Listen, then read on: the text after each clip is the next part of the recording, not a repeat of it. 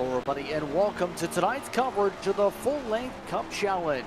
This evening we're in celebrity action from iRacing's virtual Las Vegas Motor Speedway in Las Vegas, Nevada.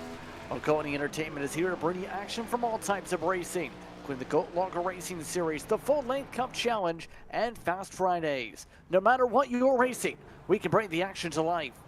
My name is Justin Prince. Alongside the booth once again for tonight is Kirk Mills. DJ Lyons working the controls as our producer, using cameras provided by Whiplash SimCams. Tonight we go racing for 267 laps in Vegas here, Kirk. Tonight should be a fun one to see which drivers find their way to gamble their way to the front. It's going to be a blast tonight. One of these tracks, it's morphed from long runs with a lot of strategy, which it still is, but it has a lot more of the planned, I guess, pack racing, you should call it. We're looking now at the starting grid here. I'm excited to see where everybody's starting. Let's go ahead and take a look at that. Derek Heitman set the pole time during the week. He'll start alongside Bobby Anderson tonight. Then it's Ralph Hutchinson in the third spot. Matt DiCiani starts in fourth. Patrick Gitter in the top five alongside Carl Dodson, one of his best qualifying runs all season. Shane Davis will start alongside Billy Brickley. Then it's Lucas Hoytsma and Clayton Hoffman rounds out the top 10 here from Vegas. Starting in 11th will be Evan Mesnard. Followed to his outside will be Hunter Truell in the 71. Starting in the 13th place spot will be Adam Benefiel, followed by the 14th spot, Christopher Pfeffer. Starting in the 15th place spot will be Andrew Dyson. To his outside it will be Jim Schofield. Starting in 17th will be Cameron Stone with Johan Seminario to his outside, starting 18th. And 19th, Dave Hutzma, followed by Sean O'Brien Jr. rounding out your top 20.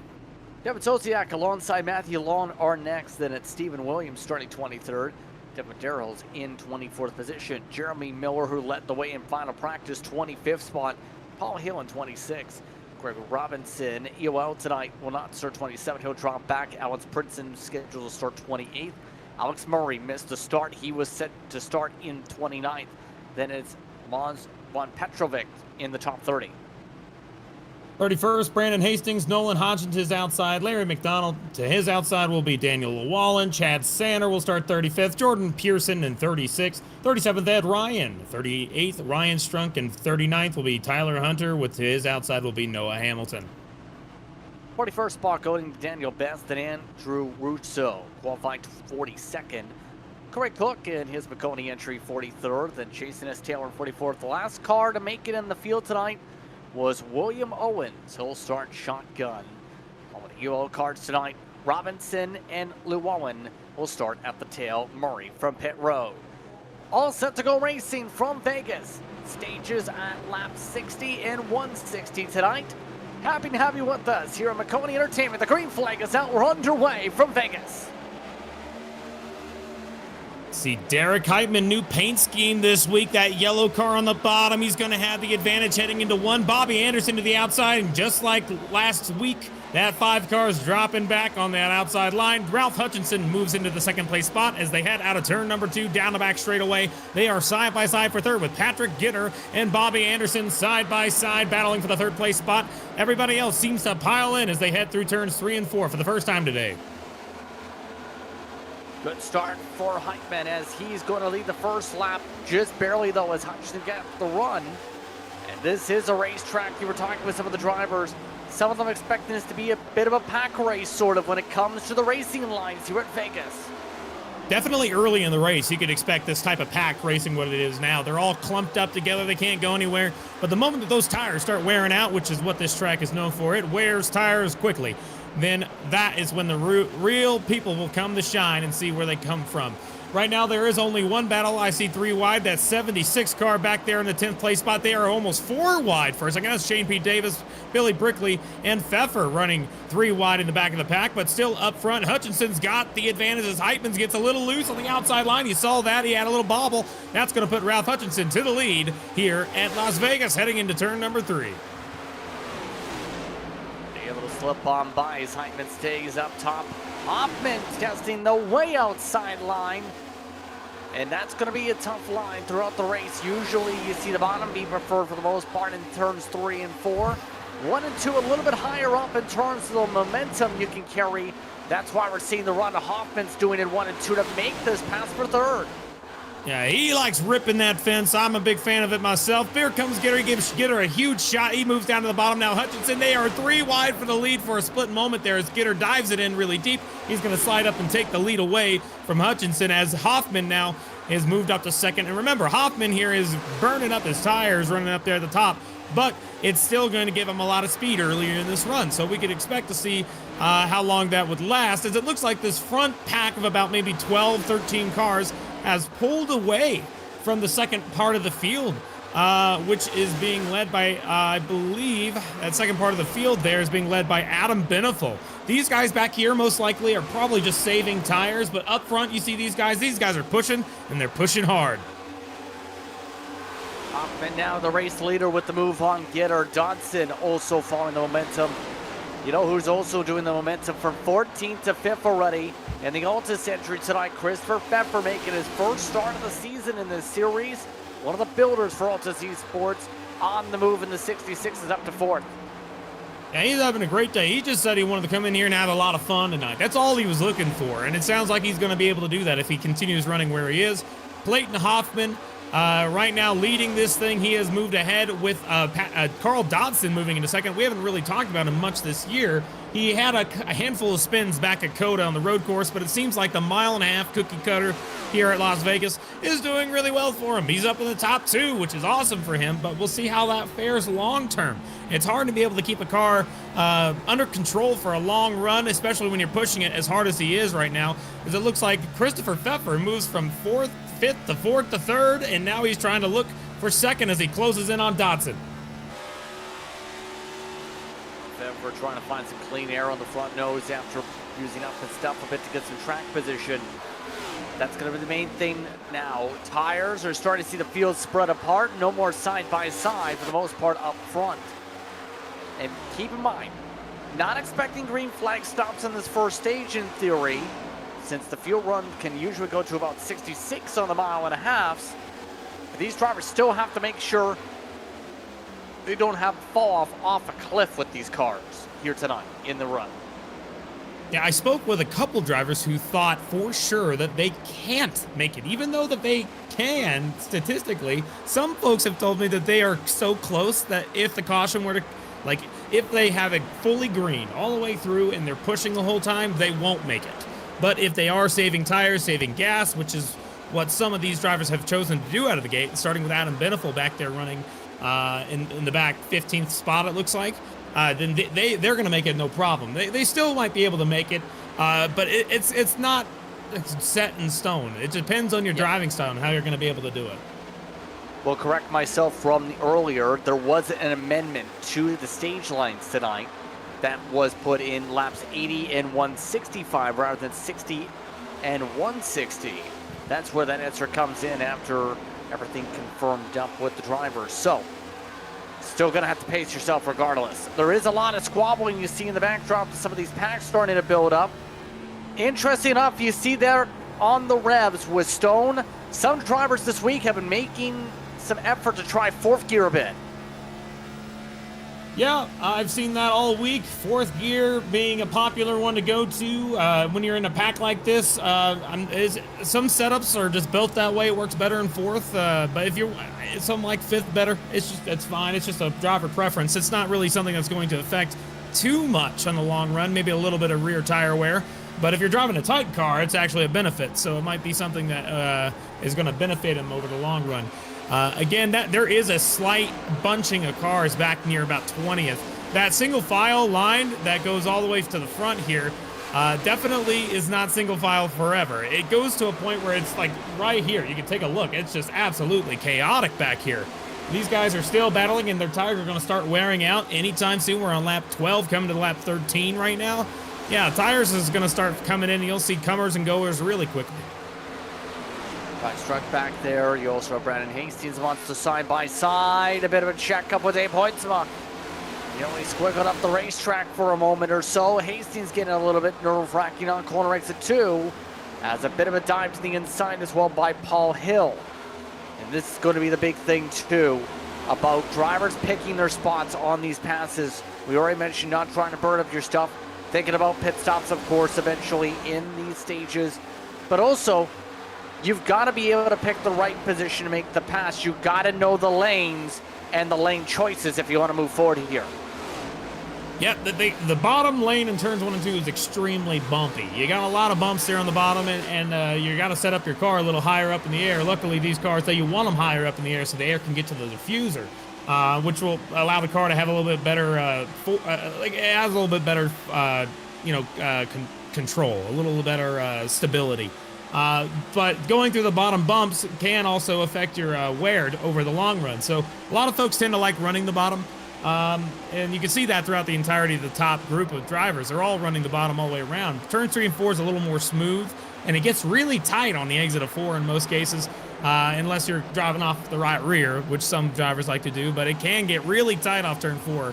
As it looks like we have a battle right now for the 13th place spot up here in the front. We got Jeremy Miller and Billy Brickley right now battling side by side for position up here in the front.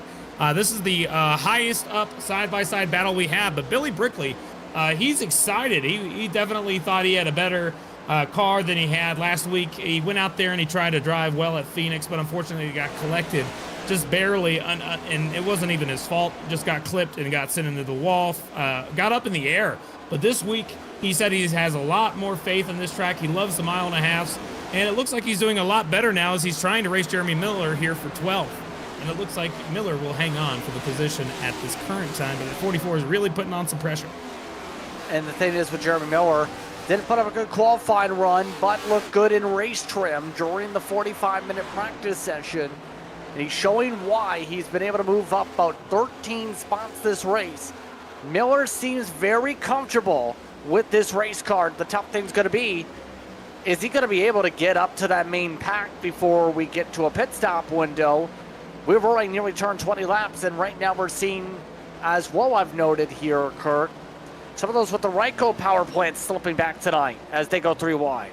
Yeah, they are 3 wide here. We also got a battle up here for second as well, but this 3 wide battle is going to continue. It looks like the side-by-side right now, Dodson's getting under pressure right now from Christopher Pfeffer, who is making his first start tonight. He's up here trying to battle for a second-place spot. They're side-by-side. This is a great run by Christopher Pfeffer, trying to show that he might not drive these cars that often, but when he does, he knows how to do it. He's pretty good. He's doing some side drafting there, putting his nose right there, packing some air on that spoiler, or that little making sure that thing is going to stick back. So he's going to try and battle, but that has brought Patrick Gitter up to the back bumper of the 9, and he's going to give that 9 car a shove and sends him up and in front of him as he goes into turn 1 and 2 to complete lap number 20. Should be a surprise. Oh, that was a bit of a surprise. That was a huge boost from Gitter. They just zipped by like nothing, by about 4 or 5 car lengths on that move. It should be a surprise to see some of the Forces cars trying to work together a little bit there, but it looks like Dodson has burned up his stuff with the way things are looking on the corner slides. You know who's doing really good so far in this pack, though? Evan Mesnard has been hanging out of the top 10 throughout this race. He's got Hunter Truex just below him and looking good in this pack. Yeah, they're battling really close. That whole battle with Dodson caused a bit of a stack up here between the top 10, the back half of the top 10. And now Mesnard's making a move to the bottom of Dodson here. Heitman's now trying to get back in front of Truex, who got involved in a heavy accident last week that took him out, yesterday during the Xfinity race. It took him out early. He's now running right here, top 10. Great recovery from yesterday. He's just trying to try and have a better finish. But all of these guys are racing really hard. They're putting a lot of effort into their tires, and all the guys that are behind them might not be pushing as hard. So I can anticipate that this pack might be kind of like a sponge. But I am happy to see Mesnard up towards the front, because he was saying that last week he got involved in a handful of accidents. They're 3 wide now. Heitman's shooting the gap in the middle with Truex. So, I mean, seeing him back up here towards the front is a good thing. And we'll see if he's able to hang on to it to get a top 10 finish today. But Heitman's showing some daring moves as he tries to shoot the middle earlier, and it works out for him. Just trying to take advantage of the track position, getting him to 6th spot. Matt DeCiani right now in the top 10 in overall points this season, also making some moves. Talk about Fortis. They are right now in that tight battle with RH Motorsports in the team standings. They're grouping 14 points back of RH Motorsports after the last race. And right now, DeCiani looking to make up some lost ground after a not-so-good short run. He's looking like Gitter's car. Great on the mid-run. Yeah, very good on the mid-run. He's going to end up catching Heitman and Hodson, but we got the top. We had a change in position for second place. Patrick Gitter just passed Pfeffer, so that moves him up to the second place spot. And now he's trying to chase down Hoffman, and I think Gitter has turned on the jets. He most certainly was riding a little bit earlier, but you can see that his pace has changed, and so does Hoffman. It looks like Hoffman's now driving a looser race car, trying to hang on to the dang thing. You can see it right out of the windshield of Gitter here, driving a little sideways, and we'll see how he's driving in 3 and 4. Hanging in that middle lane right there. Looks like that 21 car of Patrick Gitter is definitely going to be chasing down Hoffman. But other than that, I don't see too much contact throughout the field. We had an incident a moment ago with Mesnard and Bobby Anderson. They may have hit each other going through the tri-oval a couple laps ago, but everything stayed straight. Everything was fine. But take a look here. Now take a look who's coming up to the back of Gitter. That's Pfeffer. He's back on him, and it's going to start getting really good once these tires start evening out. And they're using 3 different lines, too. Hoffman preferring the bottom, Gitter preferring the middle, Pfeffer preferring the very top of the racetrack. Gotta be careful you don't get too tight up top as Gitter going for the run takes away Hoffman's line. That run above the first seam has been big throughout this stint. Gitter takes the lead with it. Pfeffer takes second. Just like that, you might be leading the whole entire beginning of this race, but then you have to pay the piper. You used up your tires, now you're going to get passed. Gitter and Pfeiffer here, these guys, you can see that they got a lot of talent in them. They're going to be battling each other here soon, I think, as he cuts the the tri-oval dog leg thing that they got there, cuts through it, and he had a little bit of a run on Gitter. I think that he might get there. He's looking high. Here he comes. He's going to have a run. Side by side for the race lead down the back straightaway. Right now, Pfeffer's got the momentum. Has the better run on the high side. Gitter trying to wrap the bottom. Pfeffer getting tight, however. This allows the run back from the 21. Pfeffer gets the lead at the stripe. Has the position to squeeze to hold on to that first seam, though. And it looks like they are going to see Pfeffer clear off the corner on the pinch. I don't know. Here comes Gitter right back on the bottom. He's going to try and do some side drafting here. It's going to slow him down. And here comes that 8 car, that red number 8 car of Ralph Hutchinson joining the story. We also have another driver who's a lap down who's catching up to these cars. And I think he has fresher tires. So they're still battling side by side for this lead. But, oh, they door bang there through the tri-oval, through that little by across the start finish line. Hutchinson's there. They're all within this little pack. Top 4 are all really close to each other, and everybody is catching up to them as well. It's not just them staying out front. Pfeffer tries the bottom this time. He goes down. He's trying to slide up. Will he do it this time? It looks like he will. New leader Christopher Pfeffer coming out of nowhere. All year didn't race a single race, and now he is trying to battle with Patrick Gitter for the lead. But here comes Gitter back on the bottom. Having a ball up front, back and forth for the crossover. Pfeffer yet again has the pinch line down to be able to get the run. And here comes RH Motorsports driver Ralph Hutchinson. He's now going for second spot with the momentum. Pfeffer preferring to run the middle line. The 8 trying to find some clean air. 4 of those cars in the main pack running the middle line as the 21 was the only one down low. Hutchinson might have a chance to squeeze if he can get along the 66 as Pfeffer closes the door. Oh, this is what you love to see. This is what racing's all about. These guys are all sliding, trying to hang on to their cars. They're doing exactly what we like to see as a race fan. They now have single filed out, but Hutchinson's getting a little bit of a run. He's going to look to the bottom this time through. They are now side by side for the lead as Pfeffer tries the top line. They are now side by side. Will Pfeffer have the run? He sure does. That's going to put a little bit of a negative feel towards Hutchinson as it's going to have him get a shot from Gitter in the back, trying to get back up towards the front. Again, I want to reiterate, And out of this pack up here, we have one driver, William Owens, who is a lap down, currently to the outside of Heitman. You can see that yellow car back there to the outside. That car is one lap down, but that has this battling up front. You can see now with him making a move again on the bottom. That's Ralph Hutchinson. That has brought DeCiani and Heitman up to this front pack. There's the power of battling as Hutchinson gets a lead lap. And now the Chevys working together instead. Hutchinson actually pushing Pfeffer up out of his preferred line to be able to make that set work. Pfeffer forced loose as a result. Hutchinson now the leader on the bottom. You can see the art form it is taking to run that top. If you go too high, you can lose a lot of momentum. If you run it just right, you can get the run like Pfeffer's got for the front stretch. Man, he likes doing that high line. He gets a huge run down the front stretch. That's going to take him into the lead. And Hutchinson is just like, come on, man. I made the pass. Let me have it. But no, he just keeps sliding up. He did the same thing he did to him last lap.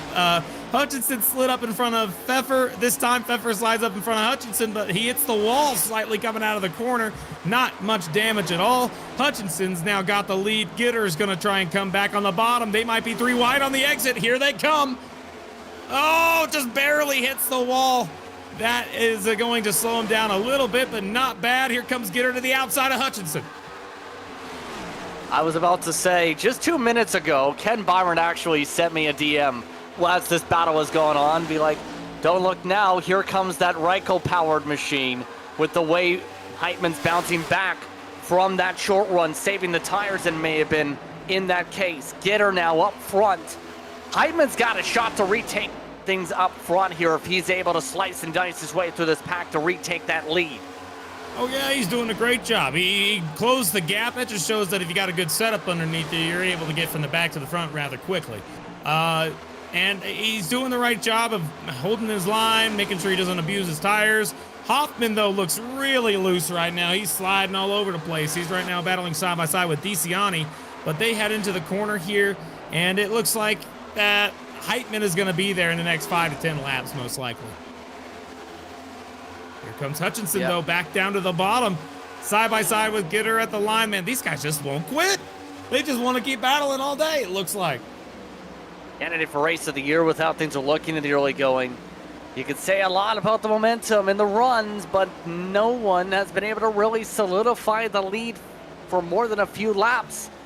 Pit stops are running over the radio. Bobby Anderson just indicated he's coming this time by, so drivers are pitting. We're nearly halfway to the stage.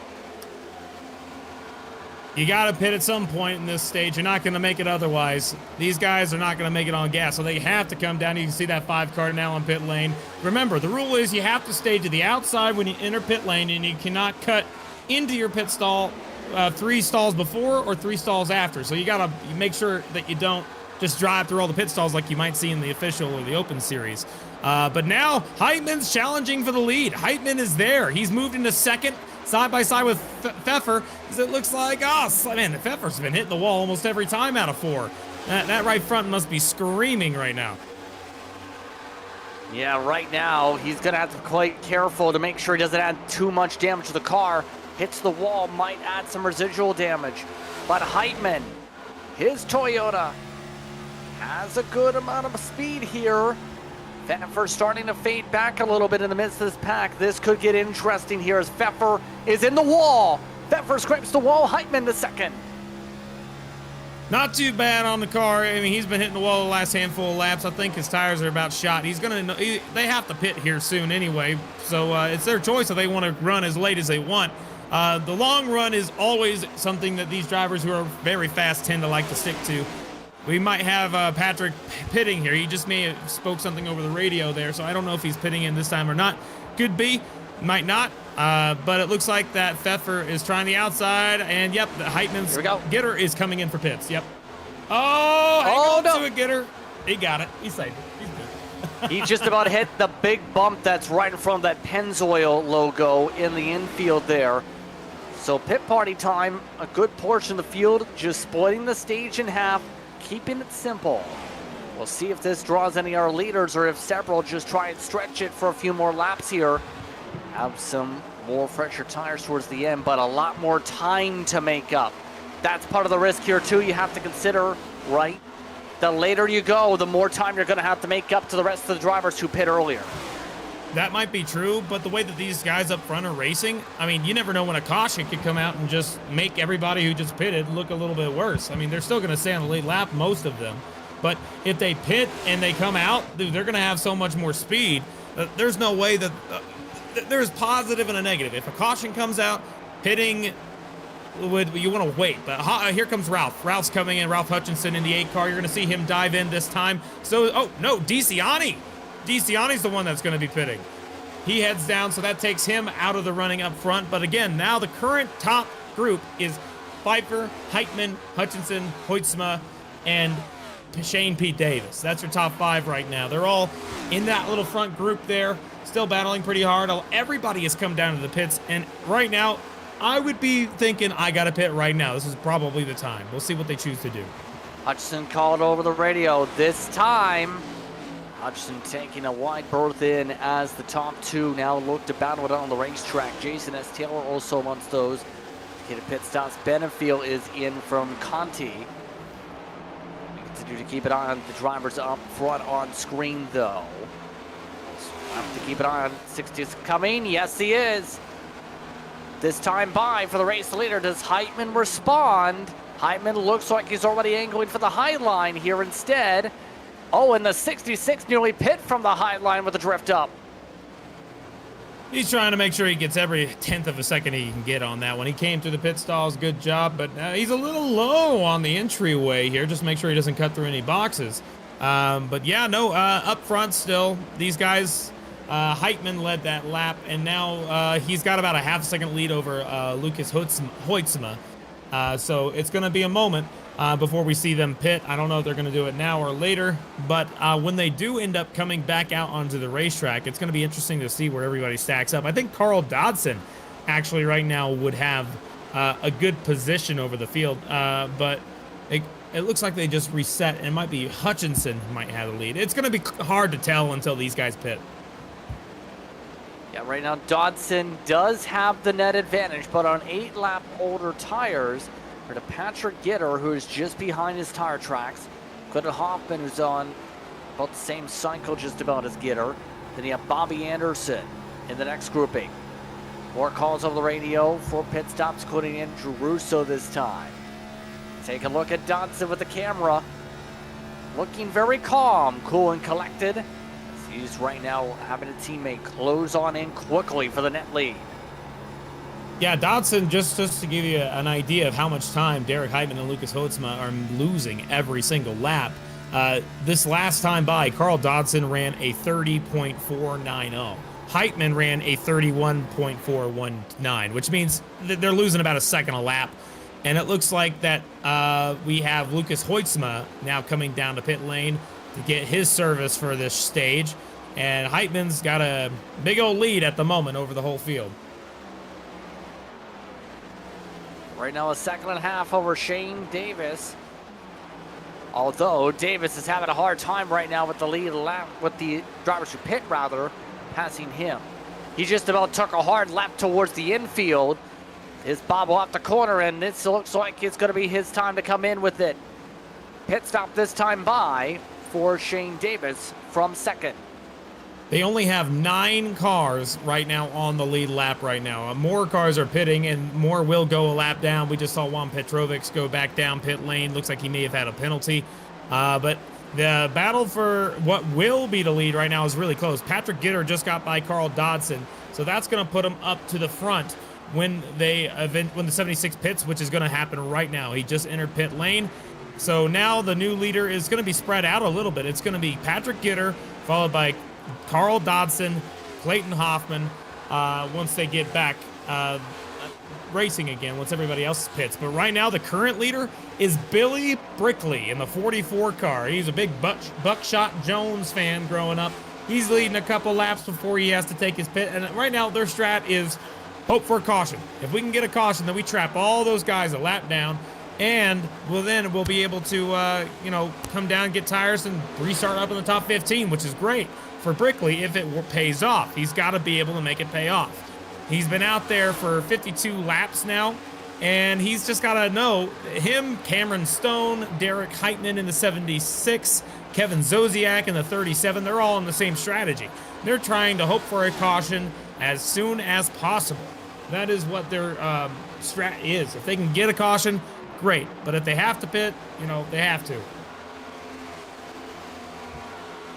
Yeah, right now, just trying to play the roll of the dice. This is a track where this can actually happen. Right now, Cameron Stone are the only two rolling that dice at the moment. I should say, Stone just into the pit lane. Should see Berkeley pretty soon. For those wondering, where did Derek Heitman cycle? He just had pit stop service a little while ago. Heitman, he cycled 13 seconds, Kirk, behind the rest of the field from his stretch on the track. 13 seconds. Well, I mean, it's not going to be a huge deal for him specifically, because right now with that large gap there, it's going to be something that we got stages, so we know there's a guaranteed caution. And Brickley's still out there, my goodness, 54 laps. But yeah, Heitman here, he is what I think he's hoping for is, like, if we can get a caution before the stage, that's going to help him because he'll have fresher tires than everybody else. But he also, I think in this case, that 13 seconds, it's going to be negated once we get this stage. So maybe he's trying to get into a better position for the next stage. I'm not sure exactly what his plan is, but it did not work out staying out as long as he did. I mean, it'll work 90% of the time, but in this league, not as often, because these guys really do know how to drive their things and do it safely. As it looks like Brickley might be coming down this time. I'm not 100% sure, but he slowed down on the backstretch, and it looks like he's coming in. Yes, he is. So that will cycle things back. Oh, Patrick trouble. Gitter. Hastings on the view just slammed the wall down. Amongst those that are trying to hold on to the lead lap net right now. This field is Hastings having some problems right now. Let's take a look at what happened here as he's got damage to the car. I think he just gets a little loose. He's running that seam right there, and when you run that seam, it could possibly make the rear end step out. And when it does, it steps out a lot. So not going to bring out a caution, and probably not even that much damage. He's definitely driving a very loose race car right now, though. So don't anticipate that being something that is going to be too fun to drive for the next handful of laps as he's out here trying to, get to the stage end. He's trying to survive at this point. Right now, he's running 17. As now the intervals circulate and finish up the calculations. Up front, it's Patrick Gitter that holds on to the lead. Clayton Hoffman right behind. Then you got Pfeffer holding on to third. He's got a bit more fresher tires than the leaders. And Carl Dodson on old tires in front of Matt DiCianni, the top 5. Gitter looking very solid already so far. 10 laps led so far to Hoffman's 22.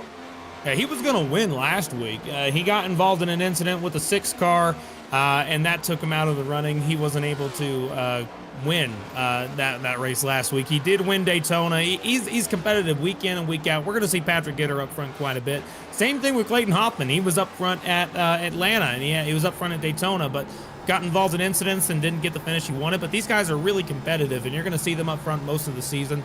Matt DiCianni, Adam Benefiel, Ralph Hutchinson, all these guys, Johan Seminario, they're up front most of the time in this series. They got a lot of speed, a lot of talent. And as we're looking on board right now with Bobby Anderson, he's also someone that's always a force to be reckoned with whenever you come into that full-length Cup Challenge. He may own the dang thing, but he's definitely has a lot of talent to back that up as well, why he should be running this. So he's doing a great job and running just inside the top 10, running 9th right now. Trying to get to the end of the stage, get some stage points. That's what they want right now, as it looks like Hoffman might actually be catching Gitter. I think very slightly, but he is gaining ground. Just a little bit. There's a reason there's a smoke puff. Remember Hastings hitting the wall a while ago?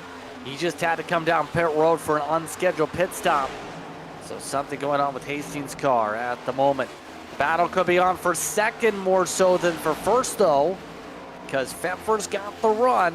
Just within a car length or so to be able to try and make a move for second. Pfeffer preferring the wall.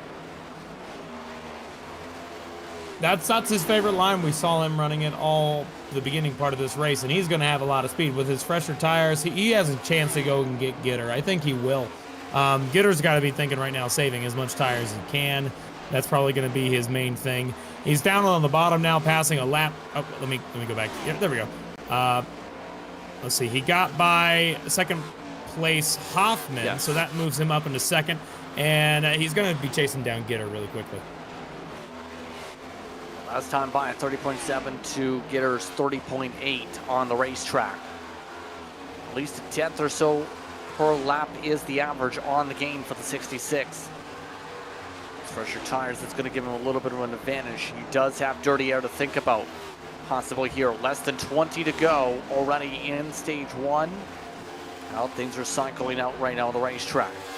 By the way, how things are looking right now for those curious drivers like Heitman, within 10 seconds. The cycling drivers like Dodson have dropped 6 seconds on the tires. Getting the right lap was critical for these drivers, especially up front. If they wanted to battle for the stage, Heitman still charging, but is going to need to put in a lot of work to get in stage point range at the moment. Yeah, he's going to have to push pretty hard to be able to get up to that. He's running 12th right now, and 10th is about 3 seconds ahead of him, so he's going to have to gain quite a bit of time before they can get back up towards the front of this field. So I don't anticipate that being something to look at for too long. But right now, lead change. Here comes Pfeffer to the bottom of Gitter. He's on the front straightaway right now. The battle is side by side into one. For the point. We haven't seen too many passes on the bottom today. Pfeffer not able to make the pass low side. Gitter not going to make it easy on him for this top spot. Watch for the potential of the run to try and build something high side again. Yeah, you can see it. He's a little loose now up there on the top line. He almost lost it a couple times. He's going to hang on to it.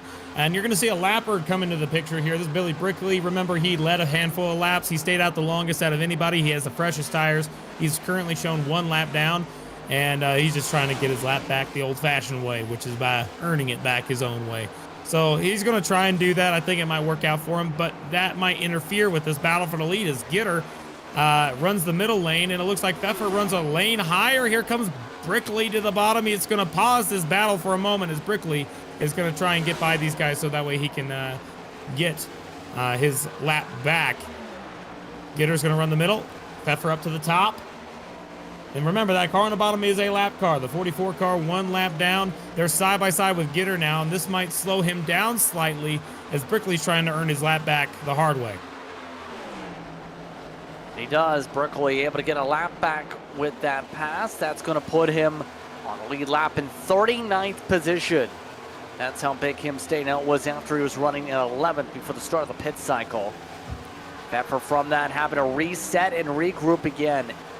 So how difficult is this going to be now for the 66 to make this pass, because he looks stable and quick, and then he got to the 21 and seems loose. Now what do you do if you're Pfeffer?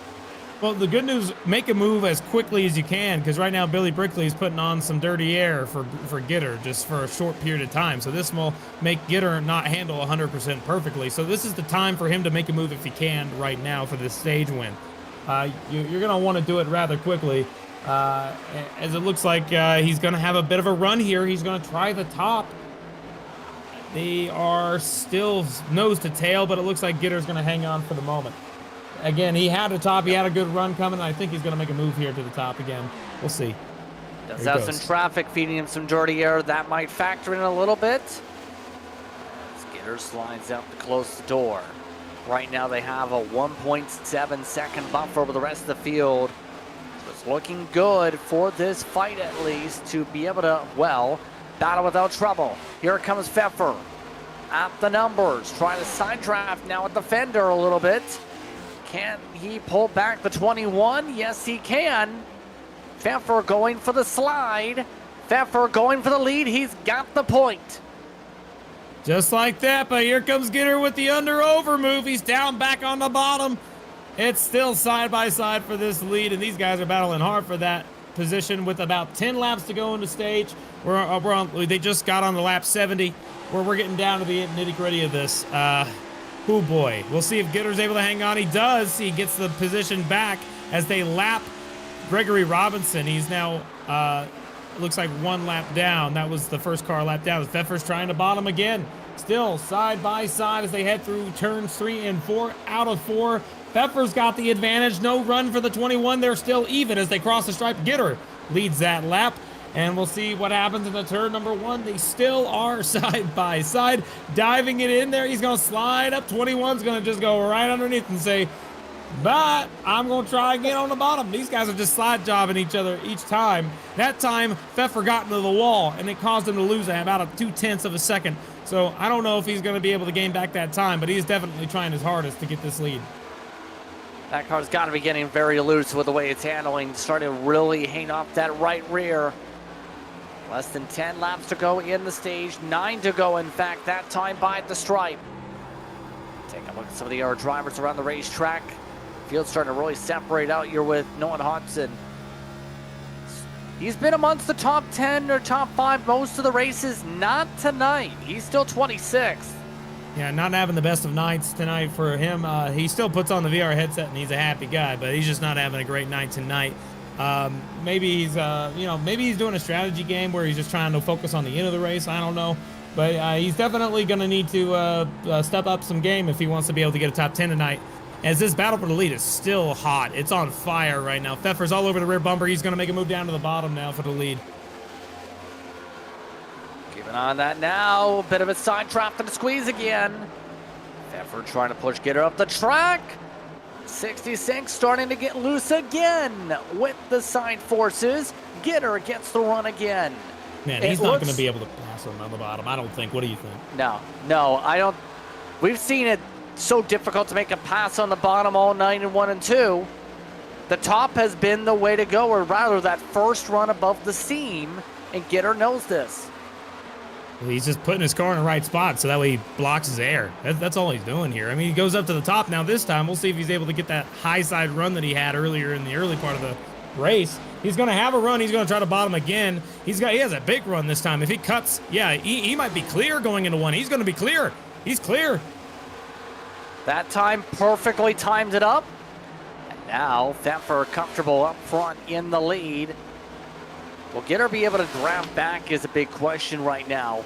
We're coming up to 5 laps to go in the stage. The Altus machine looks like he's trying to set the gap here with his preferred line now and the clean air. Yeah, he did a great job.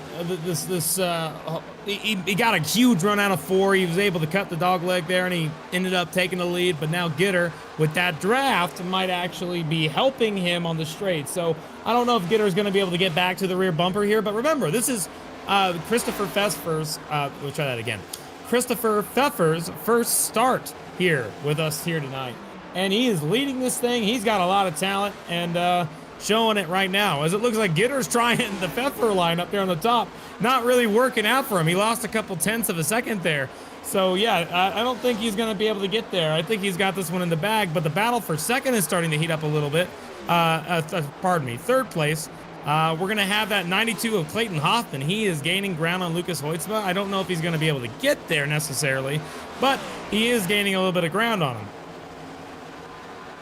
For a moment there. Yep. Yes, Hoffman going the wrong way at the end of the stage. Coming up to 3 laps to go in the stage this time by. His tires starting to go off. Ralph Hutchinson is closing in. Adam Benefield quietly has been running in the top 10 most of the stage. Johan Seminario and Andrew Dyson are currently at the end of the stage point band. With how things are looking, those two been outside the top 10 for much of the run. Those in it, like Anderson and Dodson, slipping back as there's a look at the 41. Be the last person in stage points at the moment. Coming up to 2 laps to go in the stage. As these drivers get ready to gear up for more time to strategize, pit road is closed. That means no more flipping the stage. Can't pit here, can't get tires. I don't think anybody would want to anyway right now, as it looks like that this up front, it's going to be a fine battle. That 76 car, though, has surprised me. He went from 13th a moment ago, 3 seconds behind 10th, and now he's running up here in 8th. He's going to get some points out of today. So Heitman has some speed. He's going to be a force to be reckoned with in the second stage, as it looks like we're going to be coming to the end of this here in just a lap or so. We'll see what they end up doing. see, is this the final time around in this stage? Here comes the battle for the 4th spot. Hutchinson's got the run. Hoffman trying to paint the line. There goes the 8, up one more spot. Benefield gets door slammed on him. Through the final corners though, as they fight through 3 and 4 for 1 spot. Another is solidifying. Christopher Pfeffer takes stage number 1. Do so by about 6/10 over Patrick Ginter, Lucas Hoitzma, Ralph Hutchison, Clayton Hoffman, the top 5. Adam Benefield, Derek Heitman got up to 7th at the end of the stage. DiCiani, Dyson, and Johan Seminario rounding out the top 10.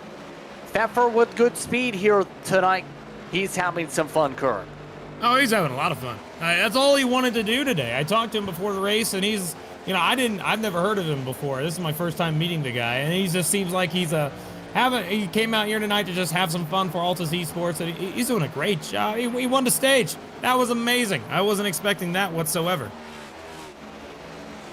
So the field will group together and set up for pit stops here. Expecting 4 tires and fuel all around for this pack. And remember, this next stage, we drive even longer. Just about 165 is the scheduled lap for the stage. So, what do you see these drivers adjusting at this point in the car after what they did in the first stage?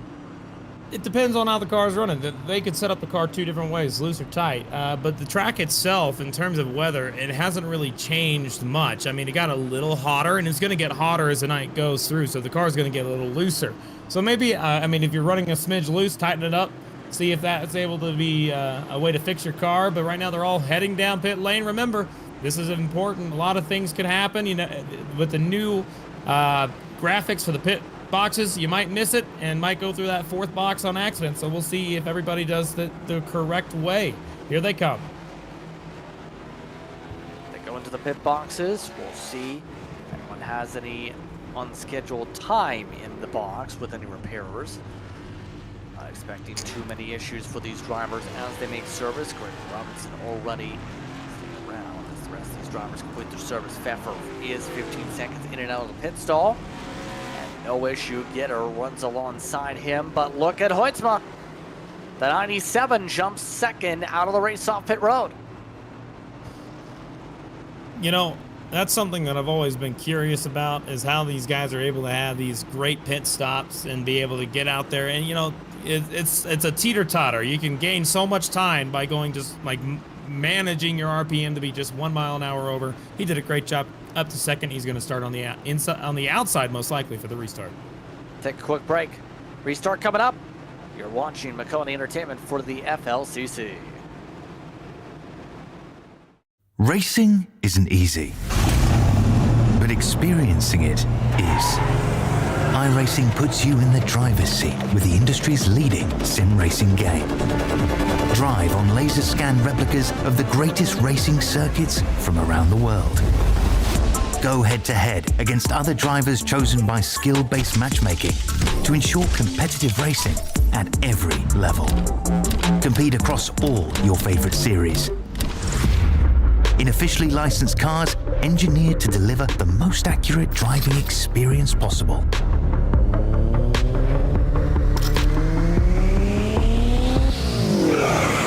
Join a race or host your own with players from across the globe. Race against the computer or in a league with friends. Feel the thrill behind the wheel. Visit iRacing.com.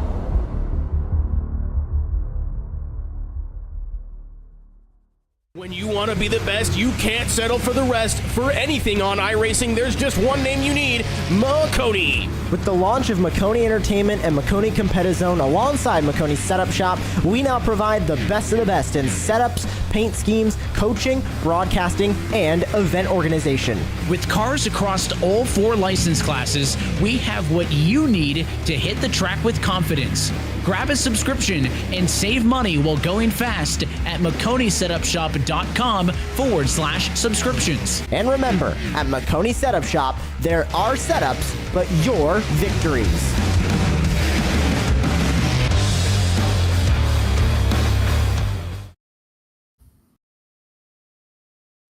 It's restart time. The Full Length Cup Challenge continues at Stage 2. We're underway once again from Vegas. Christopher Pfeffer, your winner in Stage 1. Leading them off to Turn 1, Lucas Hoytsma. Able to hold on to second after jumping the 21 in pit road. We'll see how everyone's speed fares out in this second stage.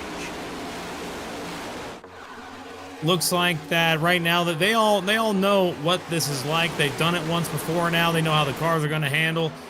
So now that they're all evened out, where the drivers that were running fast are now up in the front, we might see a little bit less chaos up in the front area, but that back section is definitely going to start heating up, as it looks like Hoytsma's got to run. Hoytsma, he's going to try and make a move on the outside, try to get a run and see if he can catch up to Pfeffer here on the outside. I don't know if he's going to be able to make it happen this time, but he's going to gain a run for turns 3 and 4. Will he dive down?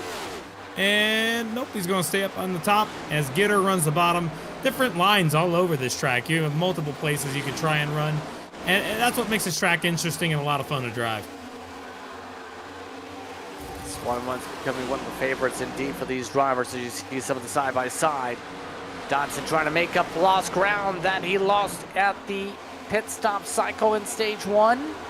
He's the only person, in fact, trying the top side so far, and it's working. Oh, yeah.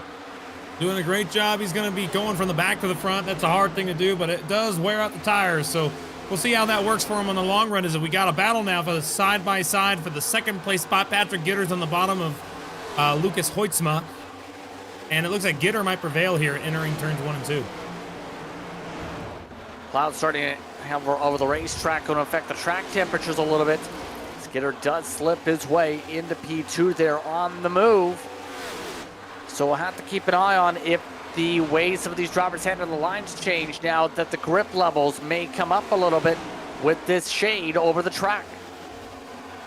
Yeah, the colder temps they'll take it. They'll take it. With how hot it is out here, we need some shade. That's what they're going to be willing to say. Makes the cars drive a little less slick. Makes the track temp a little lower. We can take a look at that right now. It's at 99 track temp. The race lead just swapped around. You just seen it on the bottom of your screen. Patrick Gitter used the high line, took the pass, took it away from Pfeffer to be able to make the move. Still keep an eye, though, on the 7 on screen. Alex Murray started this race on pit road. He originally qualified 29th. And right now he is on the charge and just outside the top 10. Closing in on the top 10. Yeah, he's sitting here in 12th. He's got Matthew Long right in front of him and Johan Seminario. Two guys that are hard to pass. We'll see if he's able to get it done. But yeah, great job out of the gate, going from 29th to 12th. But another driver that I have to recognize, who's just outside the top 15, but has gained a lot of ground as well. Ryan Strunk started 38th in this race, and now he's moved up to the top 15 that last time by. He is definitely got a lot of speed in that car. And I talked to him before the race started, and he told me that he did not want to wreck. Last week, he got involved in a couple incidents, and he has not had a great finish most of the year yet. So all he wants to do is make sure he can get some well-deserved points, as we had a slight checkup there on the bottom. That's going to move him up even more. The thing is, he just wants to make sure he can get through a race without getting involved in somebody else's mess or getting in an incident.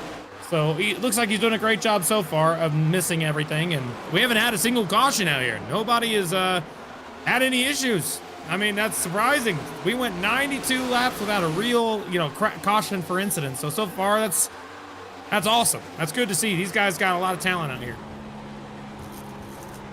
Looking along with Dyson, currently still running 16th. Alonso's in the conversation just before the end of the last stage for stage points. Not as good of a run so far at the very south entry. Looks very calm right now on the camera if you look at him at the moment. Just trying to ride along and follow the choo-choo train. Yeah, that's about right. That guy, I tell you what, he's just so chill. He's so chill. And that's how he drives too. You can look at him. He doesn't look like he's like, dead set, busy. He looks like he's just going through the motions. Calm. Happy to see it. And he's happy to be out here and race with us here at the Full Length Cup Challenge, brought to you by Maconi Entertainment. He's doing a great job of just having fun. That's a hard thing to do. It's hard to go out here and have fun. But remember, he was up front at Phoenix last week. He had a chance to win. Ended up coming close and finishing in second. So he won at Coda. So, I mean, that's one of our previous winners from this year. And he's showing that he might need a little something extra to get him back up towards the front part of this field. Is that looks like he's getting passed on the outside by that 71 of Truel. And just losing ground right now in the Dirty South entry with the way things are looking. Not a good short run so far for him. Already near 15 laps after the start, technically, of the stage. Giving some air love to some of the errors. Someone like Cameron Stone, we've seen him front. He's also in this drafting pack. You see the night. See him. Mutzo's going to be back here as well. 19. This is Alex Princeton in the wall. Hard contact with Shane Davis in the grass. Davis leaping as he holds onto the car. Princeton ended up slamming the wall, and Davis got collected. That is the second week in a row that we saw Alex Princeton get loose on the racetrack, come up and hit the wall, and then cause another car to get involved in an accident. Let's take a look at this replay here. 19 scores Alex Princeton, 79 is Shane P. Davis. Up on the high side, 19's pushing tight. 79's there. Yep. You know, I don't think that's necessarily the 19's fault. That's just a racing incident, I think. But definitely that 79 is paying for it right now. He's got heavy right front damage, and it's going to be a minute before we see him back up with anything that's going to be able to help him. He's going to need a caution to be able to get back up towards the front. Yeah, he's got significant damage on the right front. He's going to have to deal with for pretty much the rest of this race, or until the pit stops, the end of stage 2, or a caution flag so he can take extended time to repair it. But up front, things have changed again, by the way. As we're looking at the chaos there, Pfeffer did take the race lead back. He's able to make the swap. That was about the same time we've seen the wall contact. Now he's trying to take advantage of the clean air at the moment. Not a lot of battling up in the front other than that short pass there. I think Gitter might be taking a second and, you know, letting Pfeffer go for a little while, because when you're leading this thing, you kind of are in control of the speed. You can kind of control everybody else's lines using arrow, you know, you can try and move around so that we can move folks around the racetrack, block their air, make it so they can run a little tighter. So I don't know exactly how these guys are going to be doing it, but up front it's very strategic. But in the back, it's more chaotic, is something I've noticed in this race. It's kind of like you can get where you can get in the back, while up front, it's more like I am going to make strategic moves here right now, as it looks like Gitter is going to the bottom right now, trying to get by Pfeffer, as it looks like we have one car going below the white line in the back of the field. That is Adam Benefel. He's on the apron. Something going on. Heard a lot of conversation on the radio. Benefield having some issues here.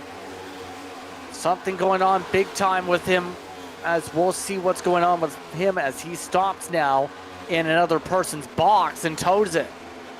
Yeah, I'll tell you right now, he was very concerned because he had tornadoes in his area from this big storm that is happening right now in the south. And he said that he's just hoping to get a top 30, and because he's fighting tornadoes. That was his quote. So he said if he could get that, he'd be happy. But it looks like that he had to leave because of something to do with his home and that storm, I would guess, because it looked like he was urgently trying to get the pit lane. Dodson, look at him. He's gotten all the way up to second. Yet again, not afraid to use up his stuff a little bit to try and battle here. He's trying to go for the lead. Dodson not going to get it. He's going to nearly spin it. Holds on to it. Dodson holds on to the apron. Nice save. That was awesome. Oh, he had some fun there. You know that tire's burn off, though, now. I don't think we'll see him back up towards the front. Let's take a look at that again. My goodness, that 9 car loose. Here he goes on the outside, trying to make a move.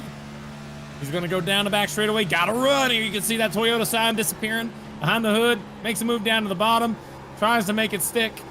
He's back on the gas here, and he's trying to come back up. The car's loose. He turns right. Oh, he does a great job of saving that race car. Great job to save the car, but unfortunately, it sends him to the back. So he's going to try and do that again, try to get back up towards the front. Oh, they're fighting hard up front. Contact. Pfeffer just got pushed up the racetrack. Now it is Hutchinson up to second, going for the race lead. Ralph Hutchinson on the send. Got dead even to the numbers as Pfeffer's been cycling. Will battle now for third. A lot of contact throughout the field, not even just at the front. I mean, there's a lot of contact in the back of the pack. I can see a lot of cars bouncing them off of each other. Still, everyone's keeping it straight. Right here, you can see Johan Seminario sitting right here in the middle, being pushed by Hill, trying to, get out of there, because it is a hornet's nest right behind them. That 41's there. They're all battling really hard. It is difficult, but still up front, they are just, I don't even know how the heck that they're able to stay calm. That right there, you can see he's doing a good job. That's Seminario. We were talking about him earlier. Running right now in the 12th place spot. Just got out of that chaos. He's looking pretty good right now. Just trying to make sure he holds on to the race car. Hearing one-handed driving a little bit right now. Seminario now looking like he may have the grip on the wheel with both hands with how things are looking. Just trying to ride along in the Conti entry. In one of the calmer parts of the field, just in the second pack at the moment. That first pack is coming a hornet's nest with some of these drivers though, because that front is getting very busy. Seminario, I think, would like to be up there along with who he's pushing, Jerry Miller. They got a long way to go if they want to get there. That's for sure. But it looks like that they calmed down up in the front for a little bit. I hate saying that word, but only battle I see right now is DeCiani, and it looks like Hoytsma going side by side now for the 5th place spot, or the 4th place spot, correction. And it looks like that DeCiani is going to be able to take that away. Hoffman also on the rear bumper of Hoytsma, trying to get by him. I don't think he's going to be able to do it. He's giving him a shot, trying to help him a bit, I think, as they head into turn 1. Still battling pretty hard there. Oh, we may have lost DeCiani. What happened there? Where did DeCiani go? Oh, there he is. Might have had a technical blip. That's all right. That type of thing happens in sim sports. Am I right? Can happen. You don't like when it happens, but sometimes you just can't control that connection to the wall for the internet. So, all that's while being said, these drivers still have lots of laps to work with here. Some of the dirty self-entries are moving forward. Matthew Lawn is having a really good second stage. He's right now battling for 9th with Strunk. Strunk, yeah, look at that. He started 38th. He's back up to the top 10. That's awesome for him, but we were talking about him battling with that 28 car.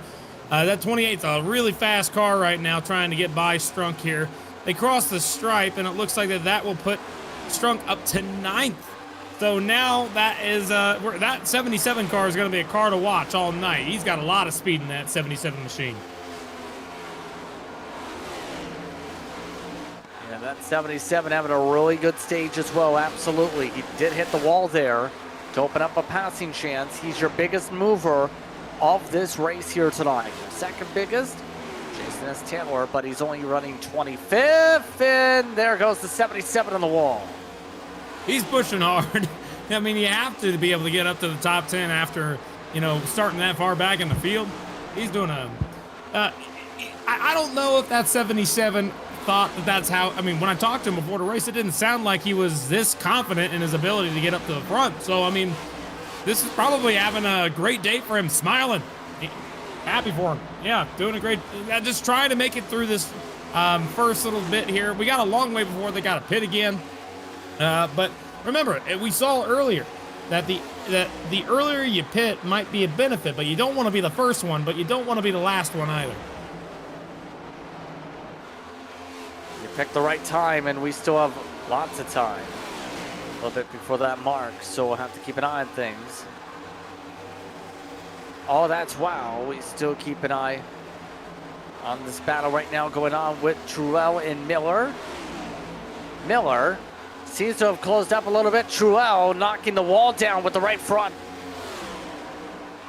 Pain every time that wall gets hit. It's so...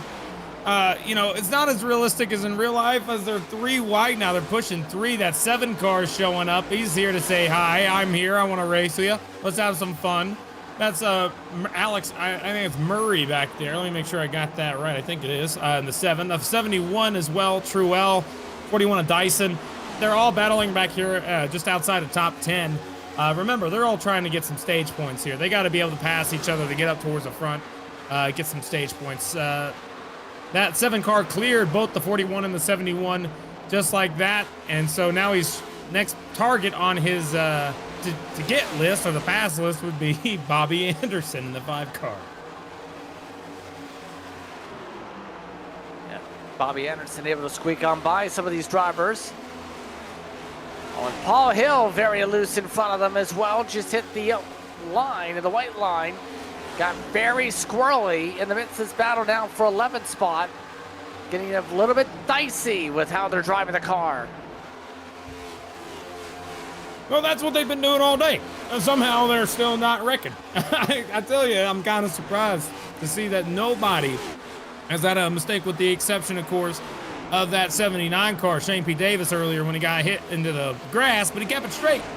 I mean, nobody is having any issues. They're out here driving hard, trying to get some stage points, as Seminario dives it down deep into the corner there. And he's moved up to 9th. So Seminario's moved up for Team Conti, doing a great job. Team Conti Sim Performance, I should say. Matthew Long running in 8th, Clayton Hoffman 7th. These guys are pretty confident they're going to get some stage points. There's a big gap between Hoffman all the way back to Long, and then a huge gap back to Johan Seminario, where the battle is raging for 10th right now. Dodson just got passed by Paul Hill on the inside there. As these guys that were on screen right now, these guys are all battling for the 11th place spot. 3 wide into 1 outside. Ryan Strunk trying to make it work as Miller in the middle and Anderson on the bottom. Dodson slipped into this as well after burning up his stuff. Strunk now alongside the 5. Drill letting drivers go in this pack as well. Outside for Murray. Murray has the door slam shot by the 77. Got to pick your lines wisely, and Murray is not afraid to side trap from the right side to make it 3 wide. He wants to go in front of all of this. Yeah, this is awesome racing right here. These guys are having a ton of fun. I mean, this is what fun racing's all about. They come out of the corner, they are still 3 wide down the back straightaway. Bobby Anderson's gonna try to hold the middle up. They're still battling all 3 lines. 7 got the wall a little bit that time around, as the 41's looking underneath the 5. They're going to still be 3 wide. Murray passes them all, though. Now he's side by side just about with his teammate in Miller. Up to the wall. This time it's starting to really burn up his rears with how high he's trying to run in 1 and 2. Dodson in the wall, gets into Miller. Now Miller doors him back. They're dooring each other in the 3. Oh, they are not happy with each other at all, man. These guys are like, oh, man, they're having fun, but they're still like, I mean, that 28 is not happy about the contact. Here comes the 7 to the outside. The 41's giving Miller a shove. There is a lot of racing going on. Here comes Dyson, 3 wide to the bottom. Contact. Dodson's up into the wall. He's going to drop back 3 wide still with Murray, as it looks like he's going to drop back and lose several positions. He's still going to be on the bottom, on the top line. No damage I see too badly on the outside of that car, but we'll see when he's able to hang on or not. It's tight. Here they come off the corner. Strunk squeezing him. He gets into the wall again. That's going to send him back even farther, as it looks like the one that prevails in that battle is going to be Paul Hill ahead with Andrew Dyson in 11th, Jeremy Miller 12th, and now the battle for 13th rages on between the 7 car of Alex Murray and the 5 of Bobby Anderson. My goodness, that's all you can say to the business there. Starting to calm down now. And able to take a breath if you're in the midst of this pack. Oh, man, indeed. Murray does hold now to 13th spot. And that's going to be the tough thing. You need to be able to close and make a pass in this situation without overexerting the car. And drivers like Murray came close to that. Pit stops coming up. The leader just shouted on the radio, Ralph Hutchinson, he is pitting this time by and is coming down. That is surprising. The lead, I mean, what are you going to do now, everybody else? I mean, do you want to follow the leader, or are you going to stay out and make him, I don't know what else you could do when the leader pits. I mean, that's an unusual decision for someone leading a race to choose to come in first. Already, he's bringing some calls over the radio for this time by the 77 ride strong. We lost a lot of positions this past lap. Indicated a pit stop this time by as well. Pit party coming up for the field, and it's all started by the leader, Paul Hill, just into the pit lane this time by. Hutchinson off and away. We just saw a couple cars up in the front. They're all driving really, really loose. Pfeffer just got really loose off the exit of 4. He's loose off the exit of 2, and so is Lucas Hoytsma. Both of them really loose cars, and they're just trying to hang on. Running that top line ain't going to be too helpful. I mean, getting that side drive with the wall is going to be good, but when are these guys going to come down and pit? That's going to be the real question. When will they choose? Right now, Pfeffer, the one in the lead. By the way, as you see on track, Gitter in second, Heitman, and Hoytsma the top 4, and what has been a bit more of a calmer run up front in stage 2 compared to the back and forth affair for some points in that set stage. We also, I want to make sure that we get this out there. Cameron Stone, when he came in to take his pit stop, he spun coming onto pit road, but he kept it on pit road, so no caution for that. He was able to hang on to the car, and it looks like right now he's going to lose minimal positions, but he's still not going to have an optimal pit stop cycle this time. In terms of what we've seen between the first one and the second one, at least this time we're seeing more consensus instead of different strategies, different laps. Patrick Gitter and these guys, these are all staying out together so far. I haven't seen too much change yet. As it looks like Gitter's going to try to go to the bottom for the lead. He gets him a little loose, cross the line. It looks like Gitter's going to lead that lap. Gitter making the move. And now he does it on the bottom in 1 and 2 to close the door as well. Pfeffer gives him a little bit of breathing room on corner exit. Several drivers stand kind of on the low side. Pfeffer indicated this time. He's pitting this time by. That takes away Gitter and everyone else's chance to respond in the lane. Heitman's been gaining a lot of ground on Gitter and him, and now that he pitted, now it's Heitman's turn to try and take a lap lead here. He's going to look to the bottom. Patrick Gitter still running that middle lane, right on that second, just a lane off the bottom on that seam.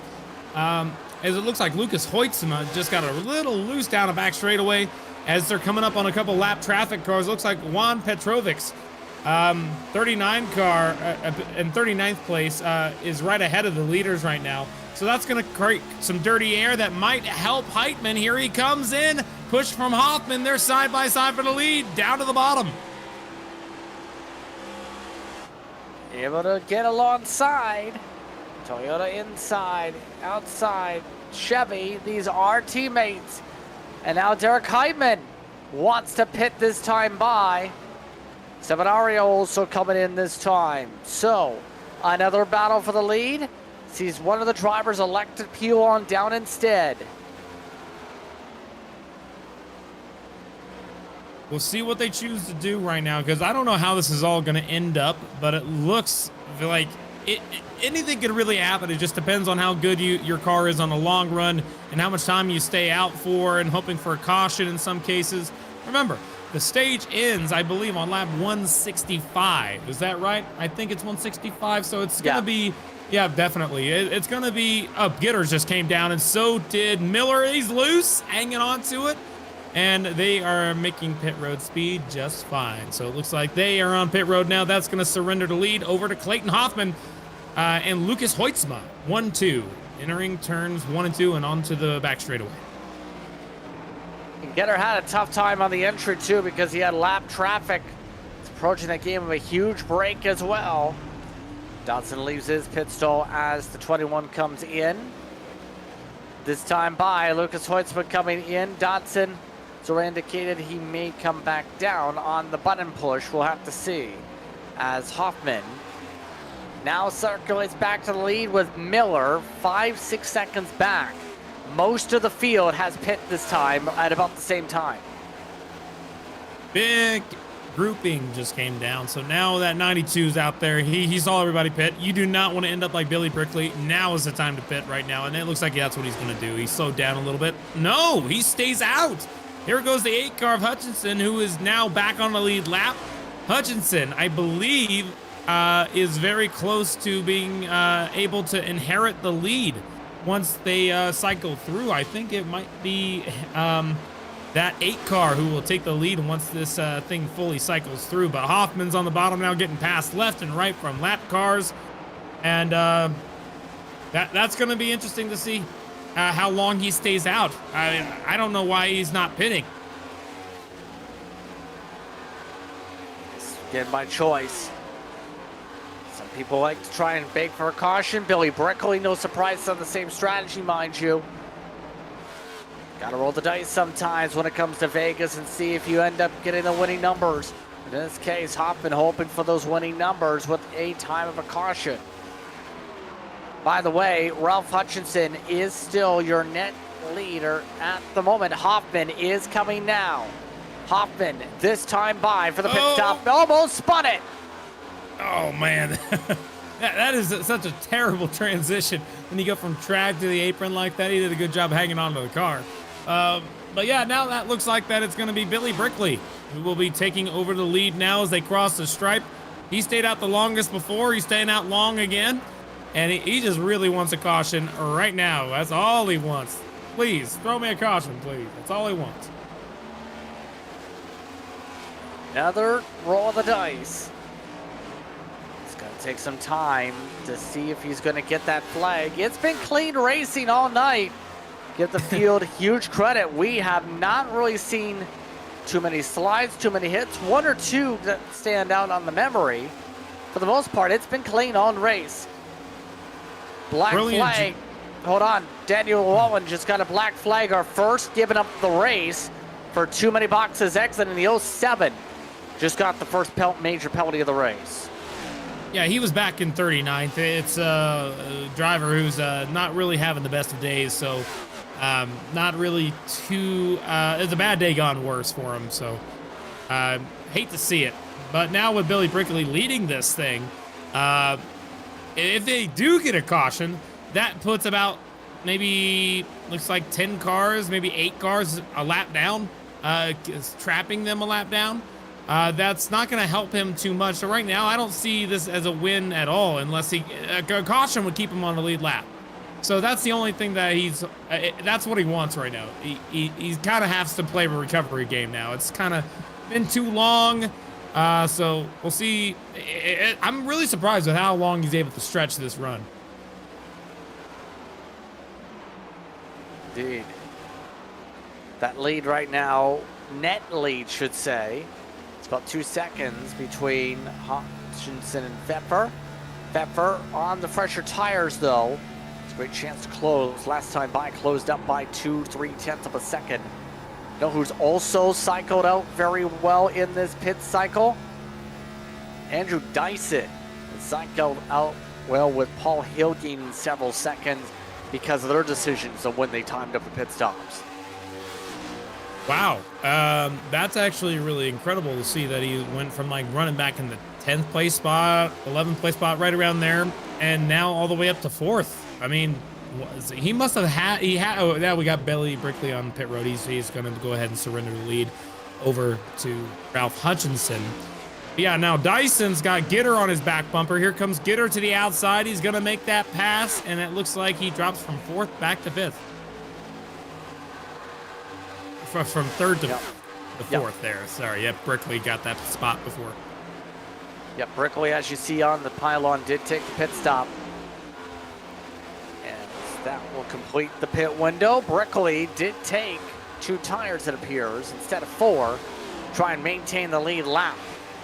Take a look at Seminario, trying to battle for stage points. Murray cycled to 10th this window right now. They also have Lucas Hoytsma. You have also Matthew Lawn in the midst of some fighting. DeCiani too.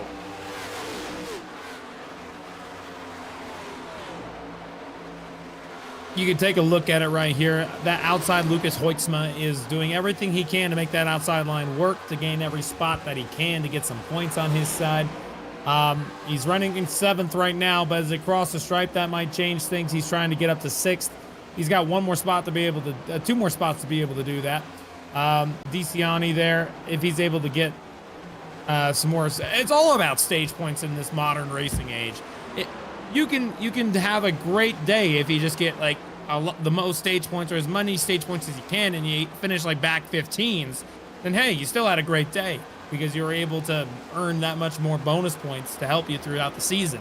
So the name of the game is stage points. If you want to be able to win this championship at the end of the year, I know we're talking championship at week 5, but if you want to win the championship at the end of the year, you got to be able to have as many of those things as you can get, as it looks like Heitman makes a dive down to the bottom on that lap car, I believe, right there, of the 16, it looks like.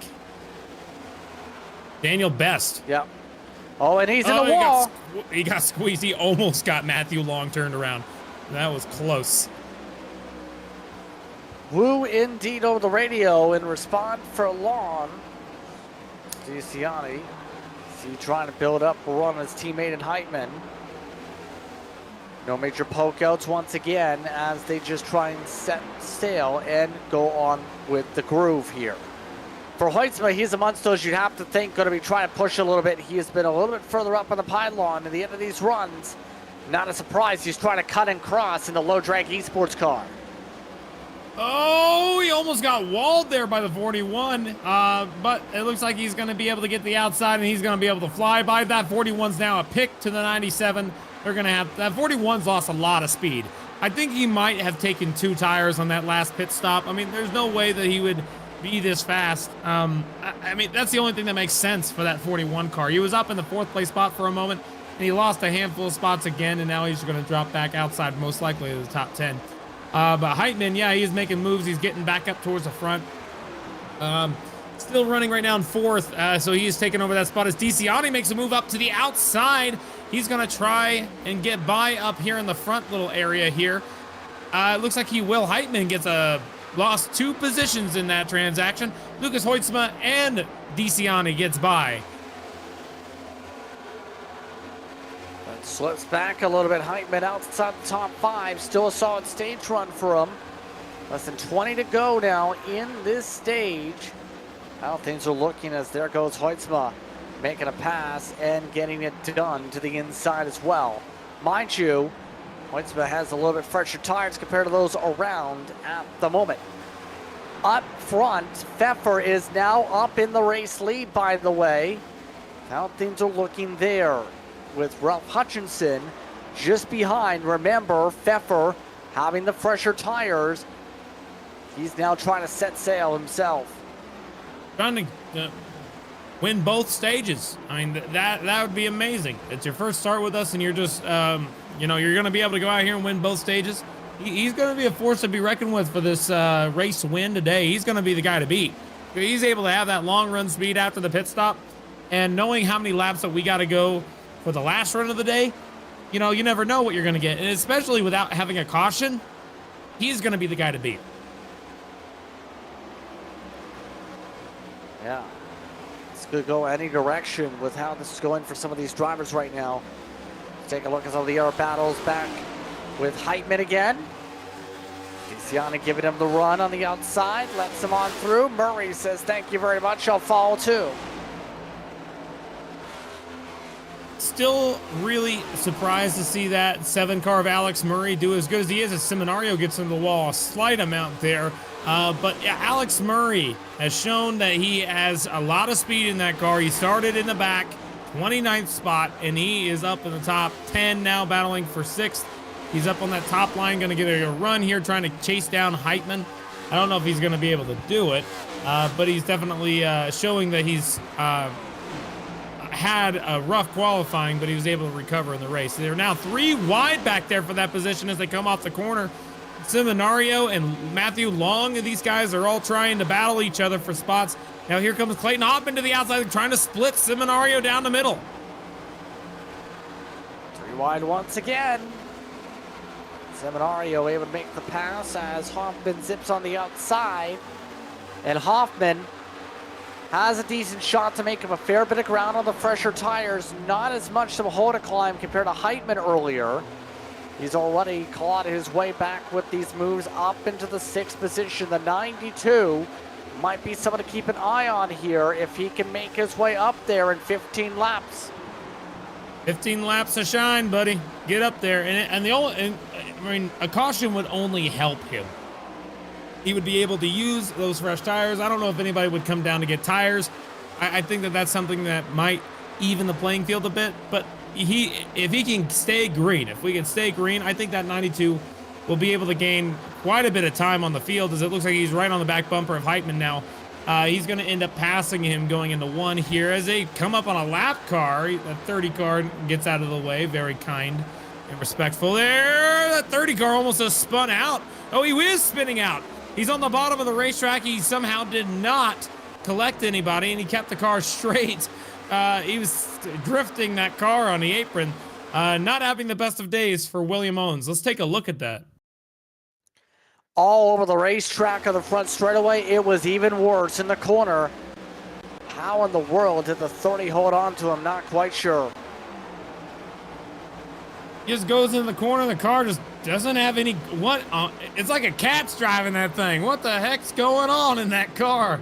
Oh my goodness. He saved it. He hangs on to it, but still, what on earth happened there? We're going to have to talk to him after the race, see what may have caused that, but didn't affect Hoffman much. It looks like he's going to be trying to get to the back bumper of Lucas Hoytsma, and he's got a long way to go to try and get to the back bumper of Gitter and Hutchinson and Pfeffer. These guys, Pfeffer has stretched his lead out to about 0.3 of a second, but still 2.5 seconds over Patrick Gitter in third.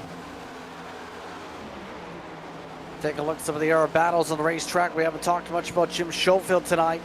Now, one of the Dirty South entries, Cam Stone, is also in this conversation and is looking to try and find a way to poke around without too many problems here. Yeah, that 47 car, I spoke with him earlier today. That's Jim Schofield.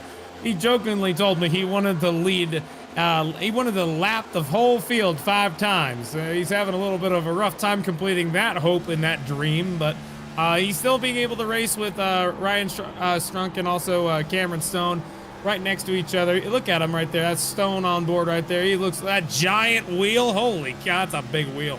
Out there trying to recover from that spin he had when he came onto the pit lane. As it looks like there is a 3-wide battle right now through the tri-oval for a spot. Hoffman now moves up to 4th. I do want to get that out there. Hoffman has passed Lucas Hoytsma up to the 4th place spot as they were trying to pass lap traffic. But Cameron Stone here showing that, even if he spins, he could still be in the top 20. So he's got a lot of speed in there, and he did really well yesterday in the Xfinity Series race. And I think that we might see him in the front later in the running. As in the race, in the Xfinity race, he wasn't up in the front until towards the end of the race. So that 57 is like someone to keep an eye on, because I think he might be saving a little something for the end. Yeah, potentially, but look at this up front for the lead. Hutchinson wants the run. Coming up to the final moments of stage 2, Hutchinson tried it on the low side, but the outside works this time for Pfeffer.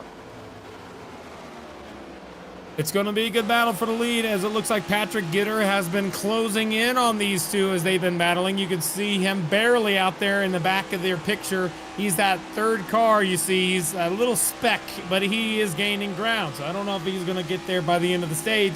But Ralph Hutchinson most certainly is there, and he is going to try his darndest to get by this guy so he can get a bonus point for this championship. Whenever you win a stage, you get a bonus point, and you're able to use that as a playoff point for the championship. So he's trying to get everything he can.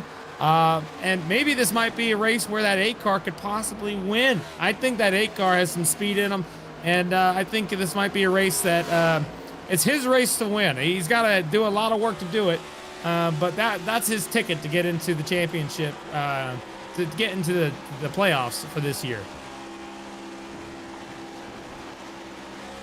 Right now, Pfeffer looking comfortable.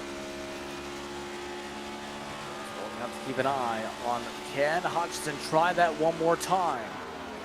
Try and get that run. The tough thing going to be for Hutchinson, older tires by 5 laps at the moment. Looks like right now some errors like Bobby Anderson trying to make some moves. Trying to hold on the pass on Sean O'Brien Jr. this time. They are following each other like they're playing follow the leader right here. That 5 car, they were swerving down the backstretch. That 65 really wants to get by Bobby. Again, this is for the 12th place spot right now. Bobby's got it. That 65 wants it. They're coming through that try over there to complete lap number 6, to start lap number 61. I don't think they're going to get any stage points, so they're not within reach of that. Maybe a little relax. You're going to be able to get to the end of the stage. But if you can make the pass, do it, you know? So that's how it's going to have to be as we're looking now at that 37 is Zodiac, I believe. Is that the 37 there? Yeah, Zodiac. He's trying to catch up to the back bumper of Stone. This is for 18th place. But up in the front, it's mostly single file. I don't see any real battles other than Hoffman and it looks like Hoytsema battling each other. But everywhere else on this track is just absolutely single file spread out. It's hard to find any real battles. It looks like that Ralph Hutchinson car had a chance to make this a little interesting, but he's since lost about a half a second. So I don't believe he's going to be involved here at the end of this stage. Yeah, he's faded back a fair bit. Patrick Gitter, he's closing up a little bit maybe onto that. Hoffman is definitely closing up, but he's running out of time, coming up to 2 to go in the stage. It's going to get really close. See if Hoffman can take another stage point away from the 21. Hoytsema also is gaining as well. Both of them were up to 3/10 quicker than the 21. 2 laps to go on the stage.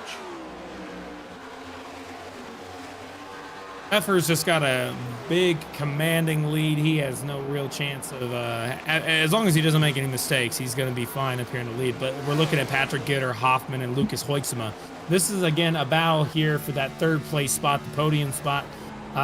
They're just trying to get as many points as they can. They're all going to get points as long as they don't wreck each other here coming to the last lap here. It's not going to be enough, I think, for Hoffman. He's going to have to do something quite miraculous. Final time around here. Can Hoffman make it past? That's the question. Pfeffer's already pulled out by more than a second in that battle for the race lead. Going to be one more chance to make a move. Looks like Hoffman going to the outside for it. Pfeffer will come out of the final corner and take the stage. All well. Hoffman in the wall, bounces off the wall to battle for 3rd.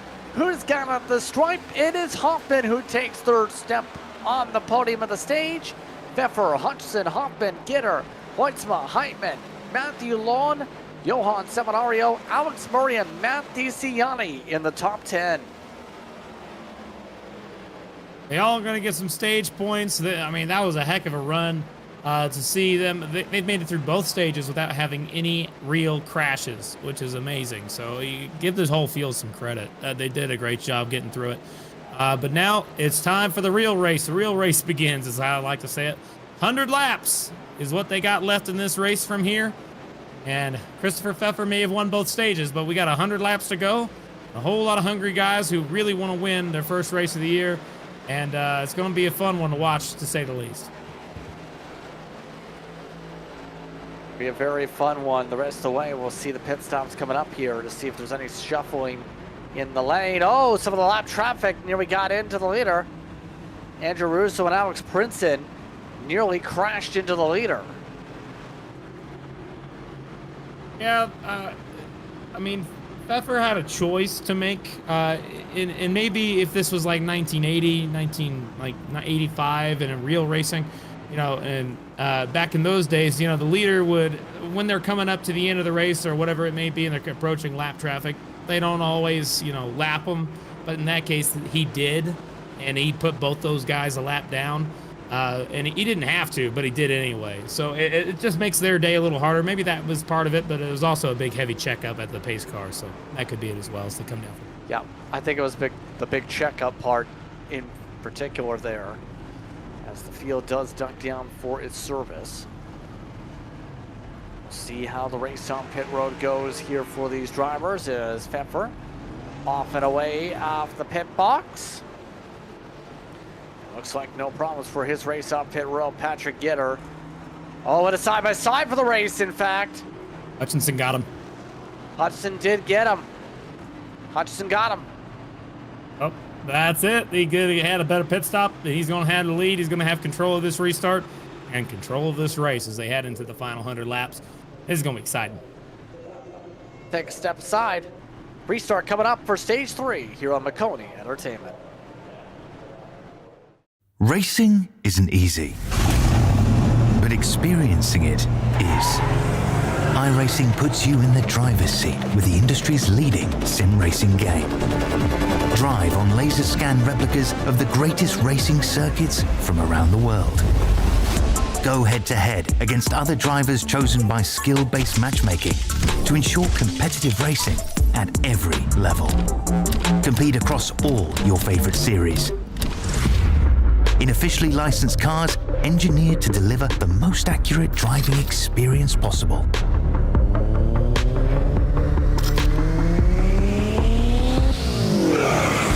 Join a race or host your own with players from across the globe. Race against the computer or in a league with friends. Feel the thrill behind the wheel. Visit iRacing.com. When you want to be the best, you can't settle for the rest. For anything on iRacing, there's just one name you need, Maconi. With the launch of Maconi Entertainment and Maconi Competizone alongside Maconi Setup Shop, we now provide the best of the best in setups, paint schemes, coaching, broadcasting, and event organization. With cars across all 4 license classes, we have what you need to hit the track with confidence. Grab a subscription and save money while going fast at MaconiSetupShop.com/subscriptions. And remember, at Maconi Setup Shop, there are setups, but your victories.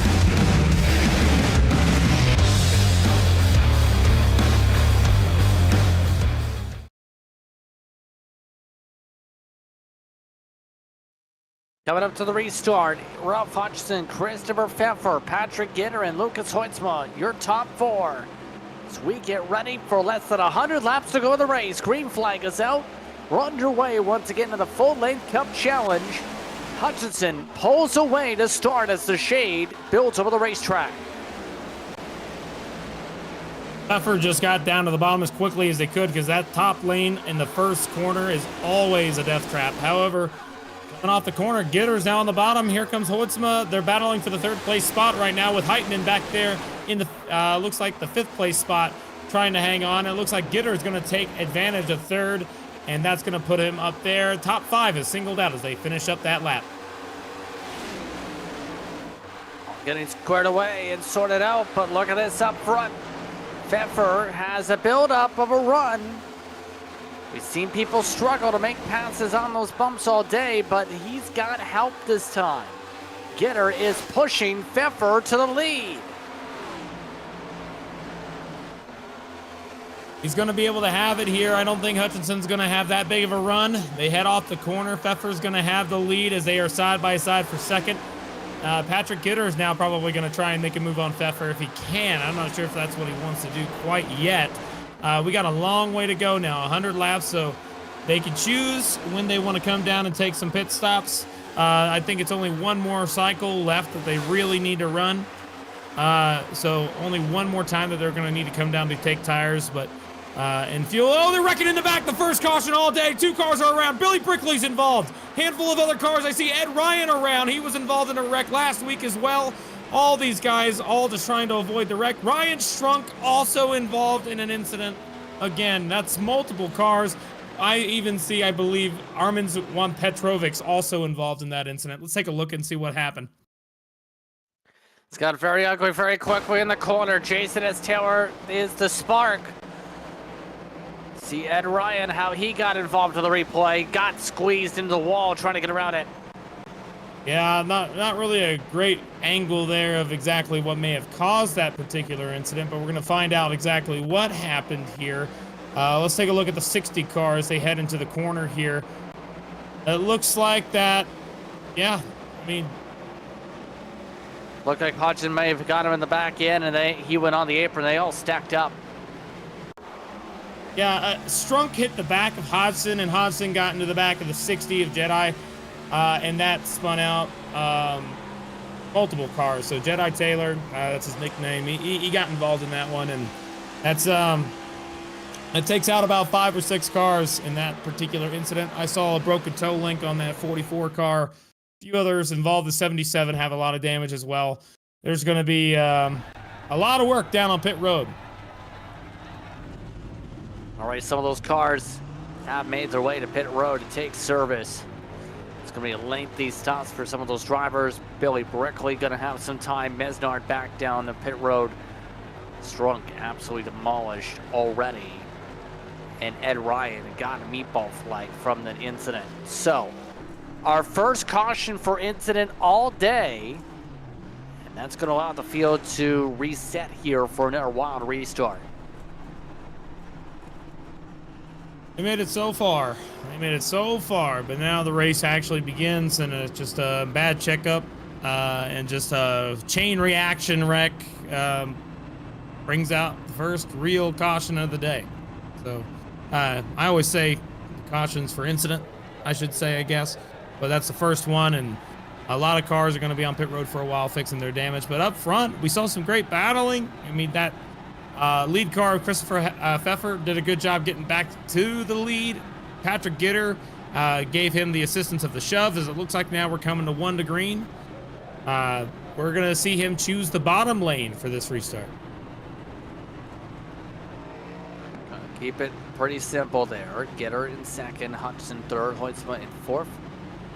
That's 28-7, 76-4, 92-56. Penalty this caution period.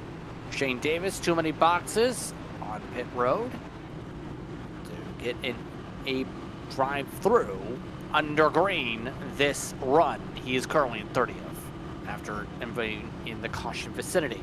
So now how do you play this for the rest of the field on this restart? We've seen how some of these drivers are trying to make passes here off the restart. To the bottom, get to it quickly in the first corner, but then after that, the world's your oyster. Pick a line. It's your choice. I mean, whatever your car's best at, whatever you got the best runs for. Now with that caution, it's going to make this race a little bit more manageable in terms of tire wear. So you might not have to save as much as you would have if it would have stayed green the whole time. It's their choice on how they want to run it. But again, that 21 has got to be thinking, I got to get to the bottom and I got to do it quick. Here we go for the restart. Pfeffer in control for the restart zone. Back and away.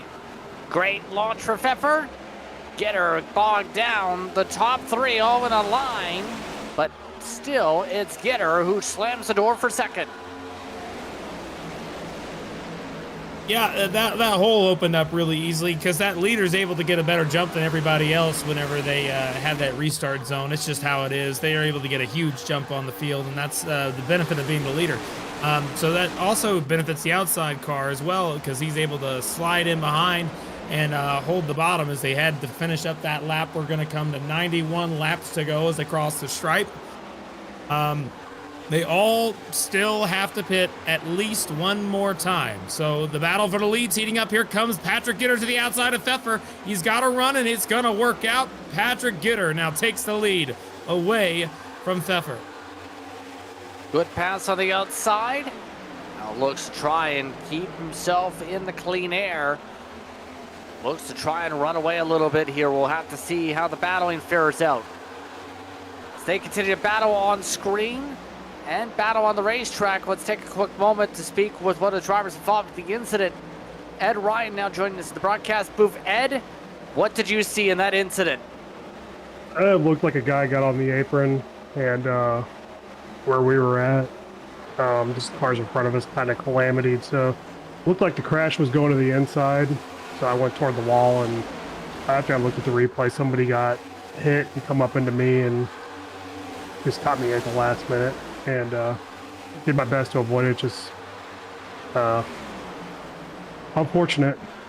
We started off rough, and we were so tight in the beginning of the race, and made the adjustment. Finally got the car right. Was making some position, and everybody was just racing hard. Looked like a guy made a mistake and got on the apron and caused that. So unfortunate for us, but we'll try next week at a Homestead.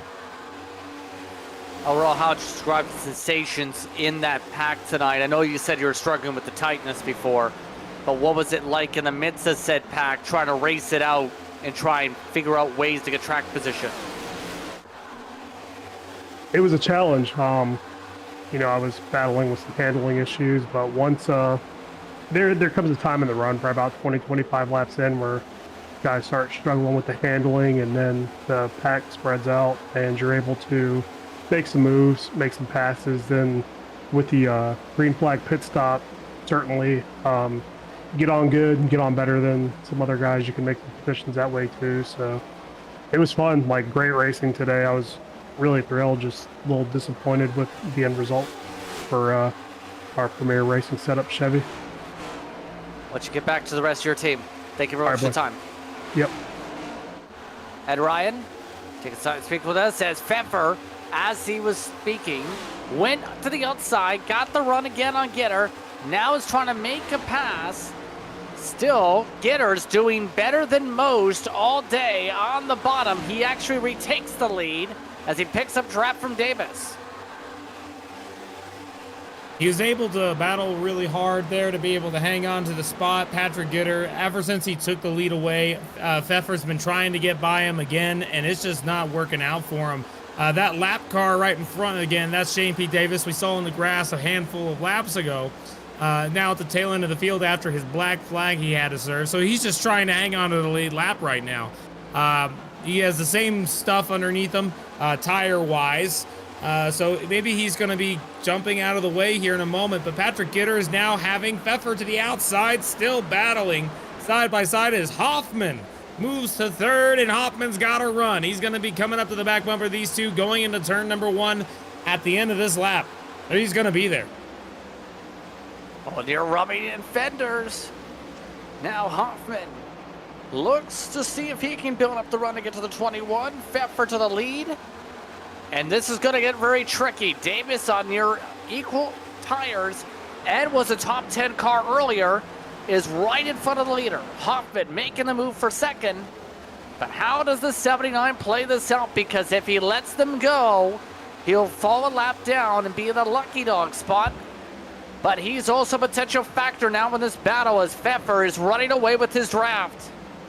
He's got to fight for his life right now if you're Davis. You got to stay on the lead lap. You cannot let these guys go. They're battling side by side for second right now with Gitter and Hoffman. Hoffman's on the bottom trying to make that work. But Davis has just got to do everything in his power to stay in front of that 66 car. That is the only thing that he should be concerned with right now at this current time, is Gitter hit the wall going out of that corner there. Don't know if that's going to do any damage to him, but Davis is doing a great job of showing that he has some speed in that car. If he had better track position, who knows? He might be up here with this discussion of being able to be up front. Again, it's going to be a while before we see pit stops, but it's going to be a chess match on when you pit. We saw that it works out for some on the short run, it doesn't for others. And then the random wild card of cautions, which it could happen at any point given that the top 10 are all single file, but back running in positions like 15th, 16th. There's huge battling going on between Russo, Medeiros, you got the 44 of Tyler Hunter, all these guys beating and banging off each other, trying to gain everything they can. Mesnard's back there too. But, I mean, a caution could come at any given moment, and that's going to throw in that random card that you can't ever pick what's going to be the right choice, but you got to be able to make that gamble and pick what's right for you, whatever you're comfortable with. What's your risk tolerance, I should say. Sounds like we're talking more about stocks than we are about race cars at this point, with the way the terminology. Yeah, I guess so. I didn't even think about stocks. That was pretty good. Yeah. Yeah, but Derek Heitman able to hold on to this battle for now. Good run for Russo this stint in one of the triad entries. He started this race 42nd in the 88 car. Yeah, he's running an 88 paint scheme. He's doing from the back all the way up to the front. I think this is also might be his first race. I think I may have spoken with him before this. I think I wrote his name down. I like to talk to all the drivers I can prior to this race starting. He said that this is his first race of the year. He builds his own setups, and he loves Vegas. That's his favorite place to race, it seems like. So doing a great job going from the back to the front, and just happy that we got to mention him in that 88 car, going from the back to the front just like that. Up front, Hoffman has now cycled a second. Right now, Gitter just searching around for grip. And the thing about this stint, about 100 or so laps of racing when you calculate it on the marker, we might see drivers have to go a little bit further than they may be used to compared to the first two stints, where they were able to divide up the stints in half, around 40 laps. This might go to 50 or 60 for the stint. That's possible. One thing that's going to help those that do pit typically a little earlier is that caution that we had and the pace laps that we had after the original stage caution came out. That's going to be a benefit to those drivers because that means less wear on those tires over time, saving gas. It's just a benefit all around for any of those that like to pit under 50 laps. With the current lap right now, we're on 76 to go. We took the restart at 100. You could anticipate seeing pit stops maybe. I mean, if there's going to definitely be that one person that likes to split it halfway down the middle, but we could see pit stops at any given moment right now. These guys are running lap times right now. The last lap for the leader, this last one was a 30.5, right?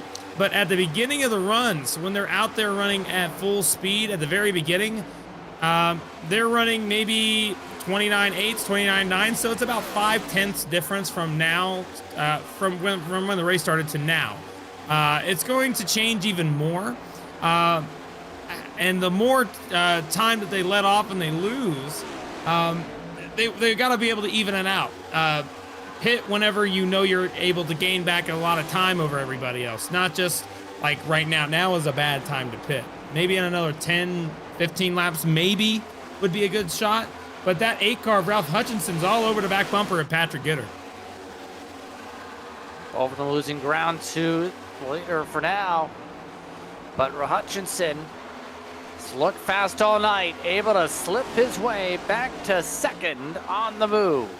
And that has been tricky all throughout the night, getting those passes just right, where you don't have contact, but also can defend just at the right time, because you don't want to give up this first run above the seam.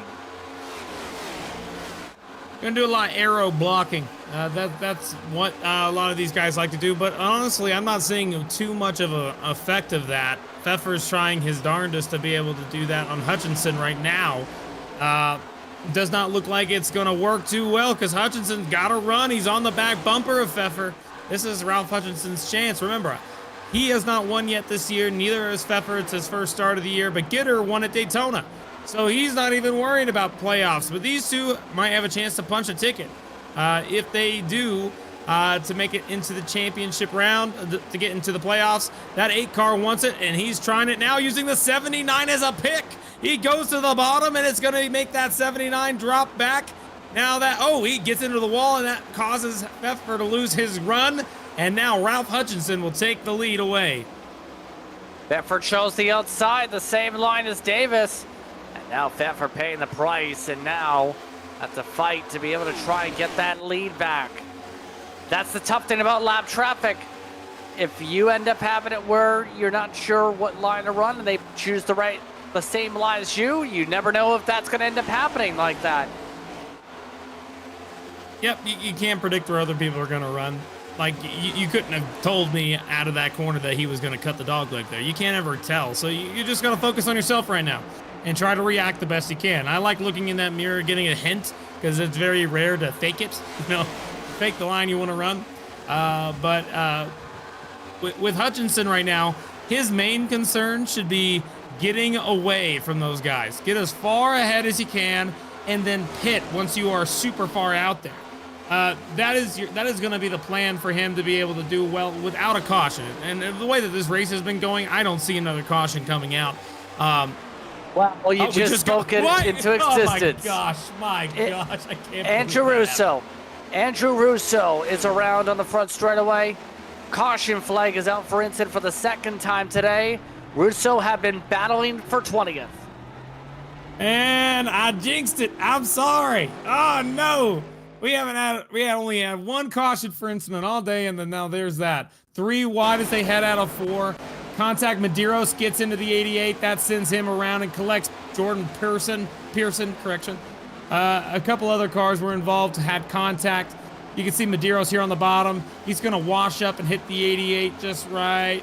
Actually, that 88 might have been a little loose from that angle. We're gonna have to, that's interesting. Well, I don't know if that damage is gonna be terminal per se. Let's look at it again, different angle here. Comes up off the corner. Yeah, it's hard to tell. My first impression was Medeiros got into him. What did you see, Justin? Well, definitely with the 3 wide, a tough situation when you run side by side like that. Seemed like Russo got loose, got into Medeiros. If I seen that correctly, before the squeeze back up the track, we'll try to correct it. Let's see right here. We're looking on board now as they're coming down for pit stops. But yeah, Medeiros didn't do anything wrong there. I think that 88 just got a little loose. So that's what's going to send them back out as they head into the pit lane. And this sparks everybody to the lane as to be expected here. This should just about get the drivers to the end on fuel. It's going to be a little close, but about that window to make it on gas this time. Yep. Well, let's see. It's close. it's really freaking close. Everybody, this is going to change the way the race is going to go from here on out. As it looks like we have a new leader there. Hutchinson is not going to take the lead off of this one. He may have got him last time, but this time we see that 66 take over that top spot. That's going to be the race for the lead when we come back for the restart. Absolutely. So, obviously everyone going to be saving some fuel here to make sure they are good to go here. What was the precise range that some of the drivers had mentioned on fuel strategy? Do we make sure these drivers get to the end here? Because the normal baseline is about 65 to 67 laps on a 1.5 miles normally. Yeah, well, it depends as well. It just, from what I heard, one driver say is that he wasn't going to be able to make the stage. So I think he was thinking 85 laps for him. So I don't think he was meeting the actual 65 to 70 lap range that we were talking about earlier. But if it is 65 to 70, it's going to be close. Some of these guys are going to have to save a lot of gas. And so it's turned into a fuel strategy race for now, if you're in the front. But if you're in the back, these guys push as hard as you can. You don't want anybody saving gas. You don't want to see that at all. You want to run them out and maybe have an accident along the way so you can get that caution to get some splash of gas to get back out there. It's going to be an interesting restart. We're all doubled up, ready to go. And I do want to let you know right now in this lead pack, there are about, I think, 30 cars that are going to be on the lead lap or nearing the lead lap. Some cars have damage, but still around 30 out of the 45 original starters for this race. So top 30s for everybody here. We have a couple lappers as well. But this pack, they're going to be coming out here and they got to start saving now as much as you can. It's going to be tight on the fuel. 65 laps to go at the stripe. Pfeffer chose the top this time. Now, pairs him up with Hoffman, who he's been working with throughout the night tonight. Green flag is out. And there's that jump from the outside. Hoffman is second. They must be working together at that point. Yeah, they choreographed that. They were able to go put Hutchinson back from second all the way back to third. But they had a great jump there on that restart. Only 3 cars on the outside line for the top 15. Now they're just trying to get settled in, get up to speed. And Now Pfeffer, he's trying to win this race and get a royal flush per se, win both stages and the race, which has not happened yet all season. This would be a first for the year if that happens. But he's been in control most of the day.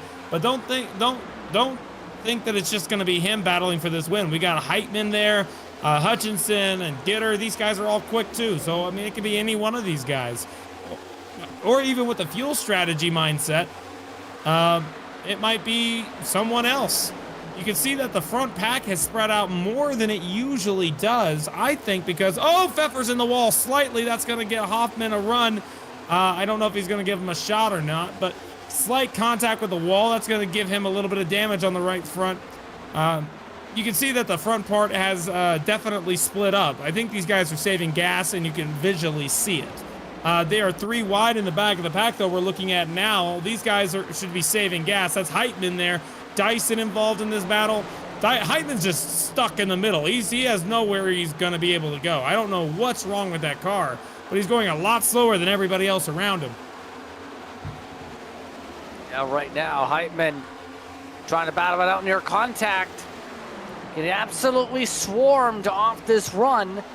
He lost a lot of ground last time by after some side-by-side originally. Starting this battle at 8th, he must be saving aggressively if he's losing this much ground right now. Yeah, I'm not entirely sure why he would be going this slow for any other reason. So now Cameron Stone is also next to him there in that 57 car. Maybe they're all aggressively saving. It sounds like it. You could hear that they are lifting off a little earlier into the corners. Some of them are pushing, like Billy Brickley. I heard him still pushing, but some other cars are really not, as that 76 gets put in the middle, 3 wide again. He is just in a very bad spot, that 76. Yeah, way far back up the middle. Not hearing too much clutch or coasting from him, but the entire field just drifting on past him like nothing to 22nd for Heitman. Oh, that's while Hodgson leads this essentially second pack at the moment. Murray back here as well, trying to make up some ground. The 2 leaders, while we're talking about these guys in the back, have made a 2-second gap. This has not happened all race. Pfeffer and Hoffman both are scooting away with the lead by a lot. Everybody is saving gas with the exception of Hoffman and Pfeffer. These guys are still pushing hard. And I don't know entirely who may be the one to, I don't know if that strategy is going to work with the way that we've seen today. Huge gap now, 2.8 seconds, almost 3 seconds between second place and third place. They've been working together perfectly. 29.8 last time by.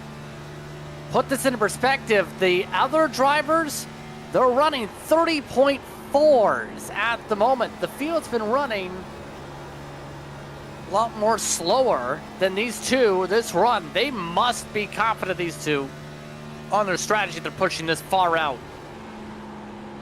I don't see where this benefits unless we don't get a caution. If we don't get a caution, then that doesn't benefit these two at all. They kind of need one. But everybody else is banking on the fact that we will need to save gas, and let's save it early. And then later in the run, we might push a little harder, because that way you still have some fresh tire. When you save gas, you save tire. It's just going to be a benefit to you. Hutchinson's leading this whole thing. Everybody else is in the choo-choo train. They're all staying single file, because if they try to make a move, that wastes gas, and you want to stay in the draft.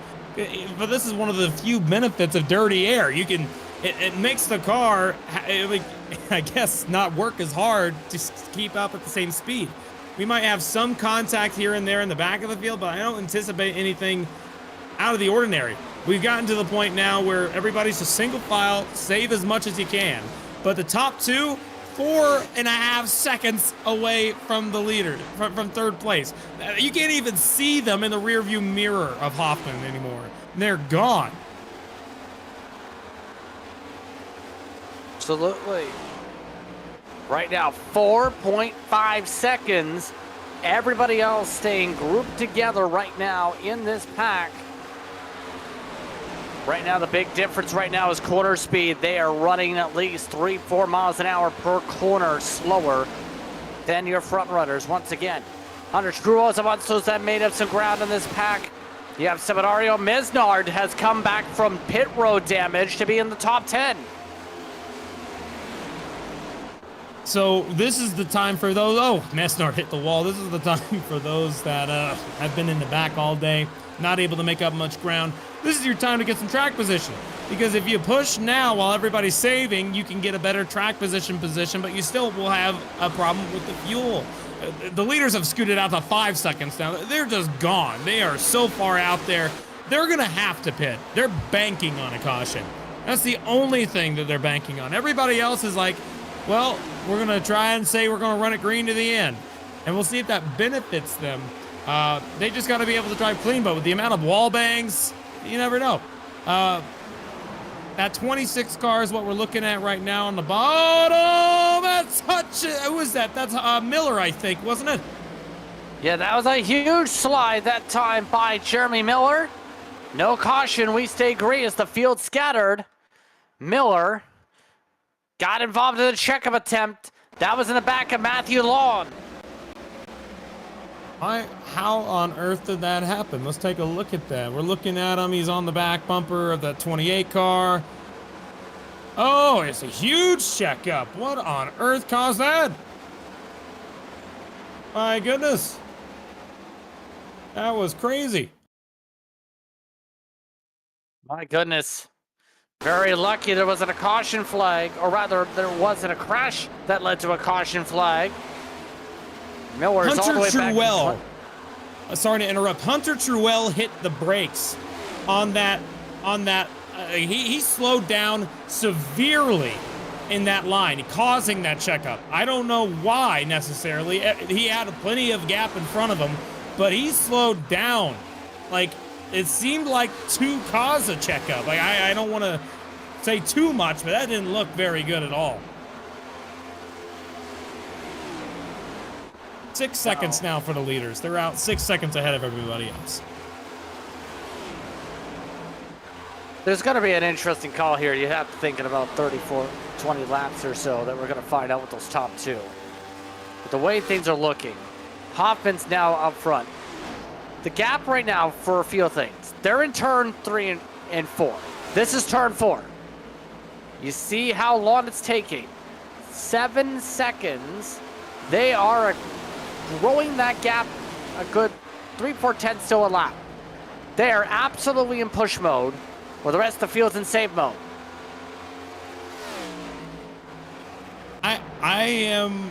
This is what makes racing a little interesting. You never know how these guys are gonna plan their. They got the whole backstretch as a lead, so you never know what their strat's gonna be long term here. They got the lead. They're gone. They don't have to worry about much. But with that little incident there with the 71 of Hunter Truex, that caused a huge amount of gaps to be made in the back of the field. So nobody is really as close as they were to each other as they were earlier in the race. So it looks like a little more calm in the back part of the field right now. The lap time's starting to even out a little bit now between the two packs. See some of those differences the last time by. 30.6s now for the leaders, but it's still 30.7s and 8s the previous time. We'll see if that changes here. 30.8s for this pack of cars in this choo-choo train. They still have about 47 laps to go. Mesnard, the only one willing to go up top right now. 7 seconds between the top 3. Oh my gosh, second to third, huge gap. Oh man, that is one heck of a gamble. I don't know if it's gonna pay off for him, but it's a gamble, and we're in Vegas, might as well. You got Mesnard now in that 73 trying to high line. That 71 goes up the block. That 71 is really difficult to pass. And it looks like that 73 is gonna be able to do it this time by. Now he's up to the back bumper, DeCiani. Down the back straightaway. Single file through most of the field. Only Mesnard really is pushing too harshly. So I think Mesnard must think he has enough. I think he's going to make it. There's a handful of other cars that might be pushing as well. That 7 car of Murray He's all over the rear bumper. That's 79. And let's go ahead and just say great job by the 79 car. He went from being a lap down all the way now to be making passes for the top 10. He is back, and he has recovered well since he went through the grass about 100 laps ago. Great job this run. He's now actually making some more passes inside the top 10. And he was almost about to be lapped again before the last caution, too. So his efforts being rewarded here with these moves through the pack with 44 laps to go. All right, that last time by the leaders and Ralph Hutchinson, who is leading that saving pack, and nearly identical lap time. So now we're even. We'll see if that second pack starts gaining some ground on the leaders. They have been running identical lap times, 30.9 that time for Ralph and 30.893 for Clayton Hoffman. So that they're within 1,000th of a second, 1,000th of a second, as Nolan Hodgson actually has disconnected from the server. It looks like he will be,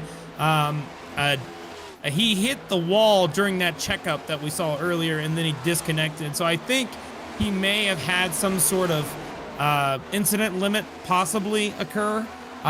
So that might do that 12 car in for the day, and he will finish well outside the top 35. Meanwhile, keeping an eye on some of the errors like Brickley. He's also trying to come back from one of the early crashes, too. He's been able to fix most of the damage that was on his car, interestingly enough, from some of the crash contact. And he's making up some ground now in the later stages, portions of this race now, too. He was one of the lucky ones. Ed Ryan, that we spoke to earlier in the booth, was not. That 44 was able to get his damage repaired, and now he's battling up here next to Paul Hill for that 15th place spot, trying to make it work. Huge checkup up ahead. Alex Murray got a little loose. That's going to check up the outside line. These guys are battling pretty tough. I don't know exactly. Oh, golly gracious. A lot of checkups here and there. I saw Jeremy Miller check up a little bit to get into the back of Brickley there. It's a hornet's nest right here. Yeah, Brickley wants to go in it. Problem is, actually trying to make the pass. It's easier said than done when you're boxed in like this right now. It is a whole mess of cars queued up here. Law nearly cleared himself. Still battling. A lot of side-by-side battles here, these guys. Oh, that 79 came down pit lane. 41 gets involved. That 79, that won't bring out a caution, but 79, for some reason, came down and tried to go to pit lane, I think. I'm not 100% sure. Let me look at that replay here just to make sure. I think he was trying. Yeah, he put in chat pitting. Right in front. He slowed down in the racing lane right in front of a pack of 3 wide cars. That was maybe not the smartest of choices. But that signals what's on the mind for some, the need to pit. Some drivers going to have to come in on the fuel here.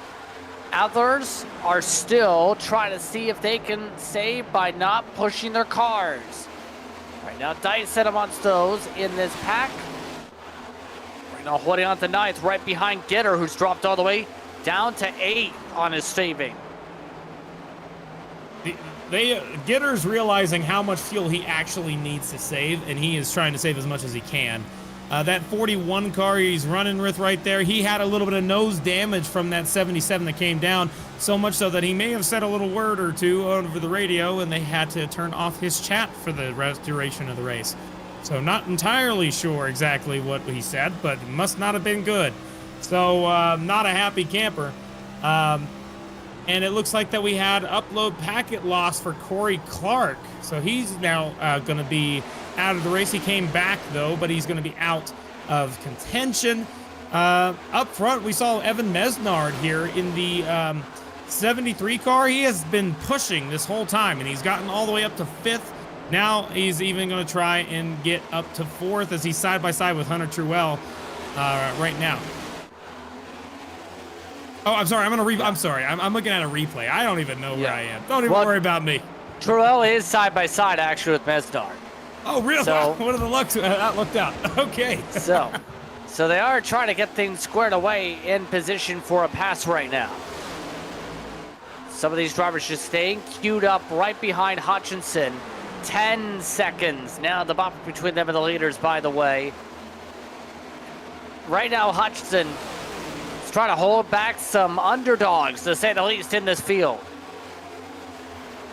Yeah, they're all going to be racing to try and win this race on fuel. If they think they can make it, then they're going to push hard, and they're going to try to make Hutchinson push hard. Mesnard, I don't think, is going to be able to make it on gas. I do not see that happening with how hard he's been pushing. Same thing with the 71.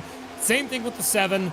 Most of the guys that you don't normally see up here in the front little group here are all up here right now because they're trying to push Lucas Hoytsma. They're trying to push Ralph Hutchinson to go faster to where they might not make it on gas, and then that could cause an incident, and then they are back in this race in a really good spot. So they are going to race as hard as they can. Truel just got into the door of Hoytsma across the line there. He's able to hang on to it. They're crossing the stripe here in a moment right there. They are. That 71 lost about 4 spots due to the contact, sends him back. That 97 now seems to be the one that is in a very nice position, being right behind 2 guys. It's going to save you a lot more fuel. But that 71 lost a lot of spots after making contact. Yeah, slid him all the way back. Battle at the edge of the top 10 with Seminario. Caution! Caution flag is out. There goes the fuel strategy. It's involving Chad Sanner. His 94 car just brought out the yellow. He self-spun on the apron. He self-spun on the apron right in front of the whole field. He is 4 laps down. That is not something that you should be doing in a race like this with this much strategy. That is disgraceful. Absolute disgrace. My goodness. Glad he didn't take anybody out, but that is horrible. Why was he running that low into turn 3? No, that is something that the race director is going to look at, and they're going to look at closely, and they're most certainly going to talk to him about that, because that is, when you are 4 laps down in a race like this, where it's coming down to the end and everybody's on different strategies, you do not do that. What is he doing? And he's not locked all the way to the left, so he can't say a wheel was a problem. He spun out, he locked up the brakes, he can't, that means he saw he was spinning out. That means that he most likely had a monitor. I am that is absolutely disgraceful. And he has jumped out of the race car after that situation. So now, there goes the fuel strategy. And Pfeffer and Hoffman's 10-second lead has gone bye-bye. It's time to see if they can hold back the pack at full charge now. Now nobody in their right mind would stay out right now. You're going to come down, get some tires, and you're going to have a 30-lap dash to the end of this race. And that's going to be how it is. All these guys with damage might stay on pit road a little bit, get those damage repaired, because there might be some more coming. With everybody back up like it is now, this strategy race has turned into a possible race of attrition. It's possible with how close these guys are going to battle. So it changes everything. That caution completely changed how this race was going to go. Let's take a break. Restart coming up in the final stages here in the FLCC, here from Vegas. Racing isn't easy, but experiencing it is. iRacing puts you in the driver's seat with the industry's leading sim racing game. Drive on laser scan replicas of the greatest racing circuits from around the world. Go head-to-head against other drivers chosen by skill-based matchmaking to ensure competitive racing at every level. Compete across all your favorite series. In officially licensed cars, engineered to deliver the most accurate driving experience possible.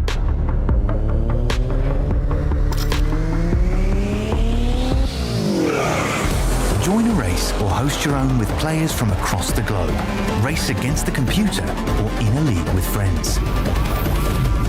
Feel the thrill behind the wheel. Visit visit iRacing.com. When you want to be the best, you can't settle for the rest. For anything on iRacing, there's just one name you need, Maconi. With the launch of Maconi Entertainment and Maconi Competizone alongside Maconi Setup Shop, we now provide the best of the best in setups, paint schemes, coaching, broadcasting, and event organization. With cars across all 4 license classes, we have what you need to hit the track with confidence. Grab a subscription and save money while going fast at MaconiSetupShop.com/subscriptions. And remember, at Maconi Setup Shop, there are setups, but your victories.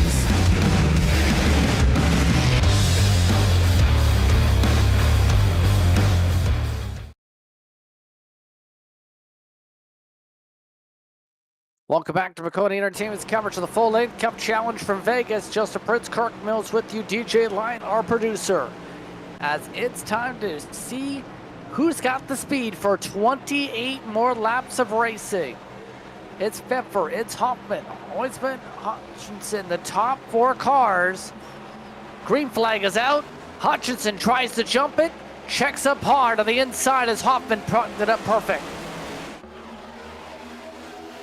They must have worked together. Remember, they were on the same strategy prior to that incident there. Now they are side by side. This is go time. There are 3 wide in the back. That 41 of Dyson goes up to the top. 3 wide. They are still battling Matthew Long, and we have Paul Hill in the middle, trying to hang on to that third, the only 3 wide battle I see on screen. They're going to be doing everything they can to get every spot that they can.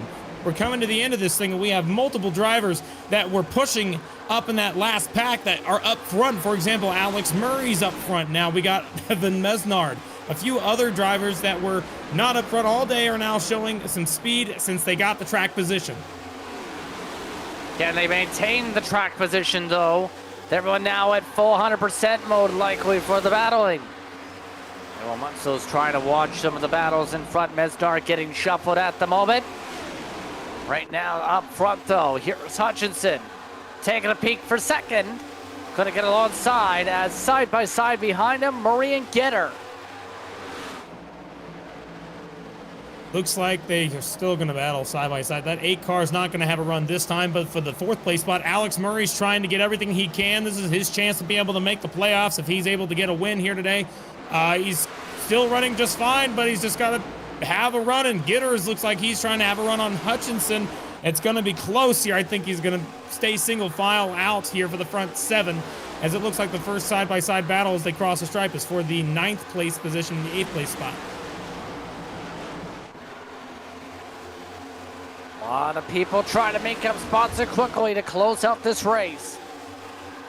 Keeping calm up front as they try and situate themselves in the right spot. Mesnard trying to win Seminario for the first side-by-side for the time being. With about 25-ish laps to go here from Las Vegas. There's that side-by-side. Conti cars have been fairly quiet most of the day. Seminario, the highest running out of the Conti entries so far. Yeah, Seminario's running where he was running most of the day there in 9th, 10th section there. As we're talking about him, we got a battle now for second. Here comes Hutchinson down to the bottom of Hoffman for second place. This is for position. He gets loose. He gets up the hill. Here comes Gitter to capitalize on the mistake of Hutchinson. That's going to send him back to 4th as the 7 car is going to give him a shot trying to help him out, get him back up to speed. They head into the corner, and it seems like the back half of the field behind Pfeffer is washing up the hill a little bit more. Seeing that over the last handful of laps as we're coming down now. 23, gonna get 22 laps to go when they come to the line. Tires is still gonna be a big part of this. You can't just push. You're still gonna need to be able to take care of your stuff because it's going to wear out, but you got to make it last all 22 laps from here. It's going to be difficult to do, but they're going to be pushing as hard as they can in the front, and tires be danged, I guess is the best way to put it. Battles for side-by-side right now is Hutchinson trying to make a move back on Gitter to recover after his mistake. It's not going to work as 7 sticks his nose behind there, and trying to make it even a 3-way battle as they head through turns 3 and 4 to get 21 laps to go when they cross the stripe. He takes advantage of Hutchinson to be able to make the move as they are shifting in the midst of this pack right now. Looks like Getter He's now trying to peel Hoffman out of second. Gets to the fender, trying to side draft as Pfeffer tries to feed the 92 draft. This is it. He's going to try and do this. Pfeffer now goes up to the top. He's going to try and squeeze that 21 car. They're going to be 3 wide at the line. They are 3 wide for the lead. Right now, Hoffman's got it. Pfeffer's on the outside. Gitter's in the middle. Right 3 now, wide through 1. Oh, sorry, look go at ahead. that. Gitter goes ahead himself. Gitter to the lead. Pfeffer drops to third. Now, Gitter looks to be the one trying to set himself away as Pfeffer ended up getting drop kicked. Now Hoffman's back. Don't think it's over. Hoffman's on the bottom. He's trying to make a run on him. They're even at the line. This time it's going to be Hoffman leading that lap, new leader. Here they come into turn number 1. Big run by Pfeffer. He's on the rear bumper of that 21. He's going to give him a shot, give him a little bit loose in that corner. As they head out, it's going to be Hoffman taking the lead back, but Gitter's right there. He's going to have a run. Will he try to go with it or give him a shot? And he's trying to peek to the inside again.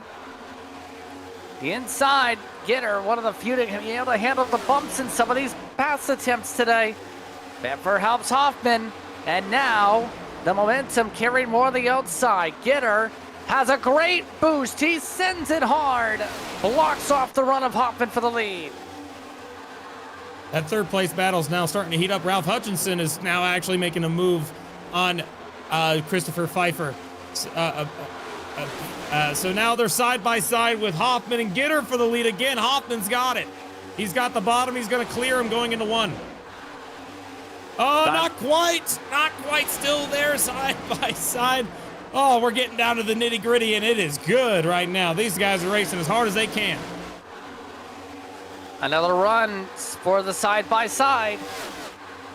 Gitter again trying to squeeze off Hoffman. Hoffman not as good on the bumps. Pfeffer getting loose and trying to use the ramp of the banking. Coming to 16 laps to go as they are putting on a show here for the fight for the win. Oh, Gitter tried to squeeze him as much as he could. Hoffman came up a little higher, almost door banged him as they head out of the corner. Gitter's going to have the run, but will that side drive work? Nope, he clears him, so that will put him ahead, but don't think it's over yet. I think that the 66 and the 92 are working together. That's the only thing that makes sense to me here. So they are definitely, it's Gitter versus those two, it seems like, 2-on-1. Oh, they're wrecking in the back. That's 56 of Johan Seminario hard into the wall. That's going to bring out a caution. He's spinning in front of the field. Heavy rear end damage for Johan Seminario in the 56. Caution flag is out. He was running 8th last time by at the stripe. That now changes everything. He and Jeremy Miller collided down on the front straightaway. Let's take a look at that and see what the heck happened this time. Here we go onto the bottom of the racetrack. He's trying to make a move on that 97. He's going up the block. Wow, he tried to block Miller, and then Miller just made contact with him, and they both go around. Heavy contact. That's going to take the 56 down into the pit. So luckily, everybody is making evasive actions to avoid Seminario. So it's just a racing incident there. That 56 coming out of the corner, trying to block that 86 from having that run. 86 comes to the bottom. Gets loose after contact and just goes right back up into Seminario, takes him out. Now, right now, we got to think about pit stops. These guys, they have an extra set in the pits. What are they going to do? Are they going to stay out for the 15 laps, or are they going to pit? I mean, this is one of those decisions that could win you a race right now. What are you going to do? Leaders look like they stay. Hoffman's coming in. I think everybody's going to come in and get some tires. Why not? They have the set. But now, does anyone dare try to? They've ran 16, 17 laps on this set of tires. Might be very bold if we do see anyone's a risk taker for track position here as they go into the pit lane. Hoffman was the first one in the boxes.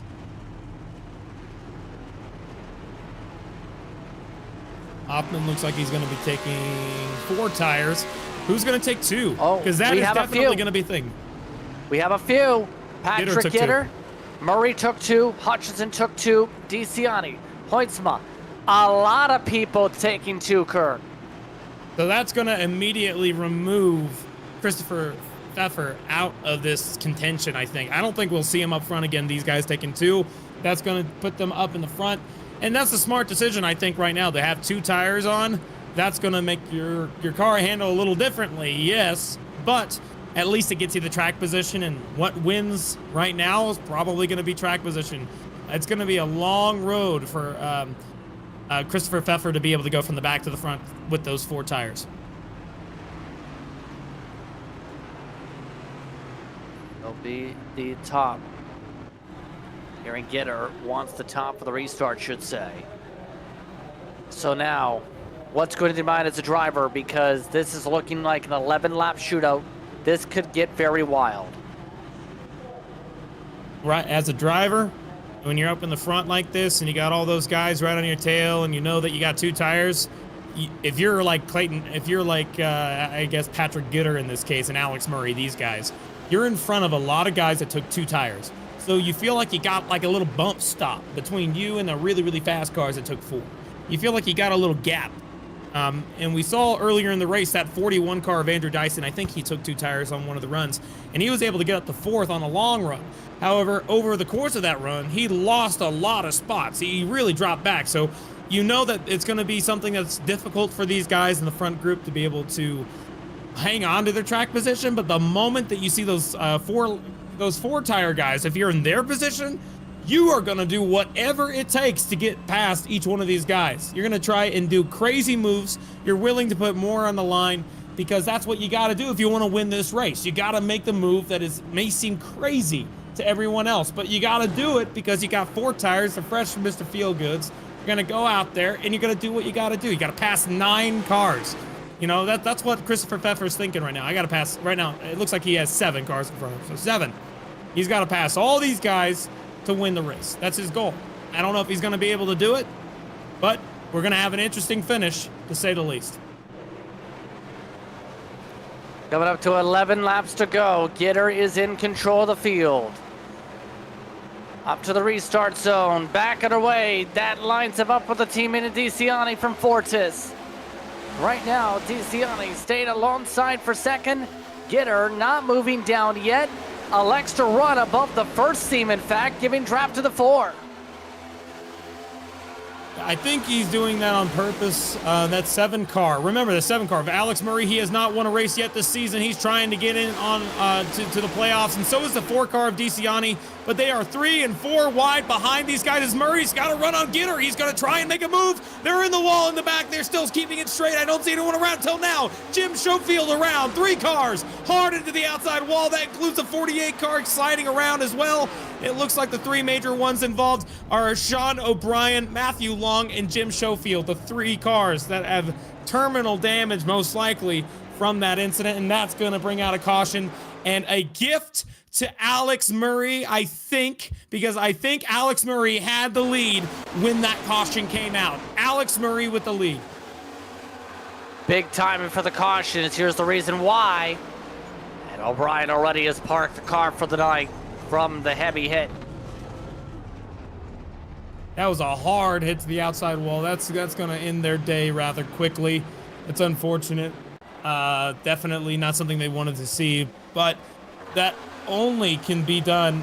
Oh, golly. You saw the hood flap up there. That's when you know it's a bad hit. Luckily, nobody else other than those 3 were involved.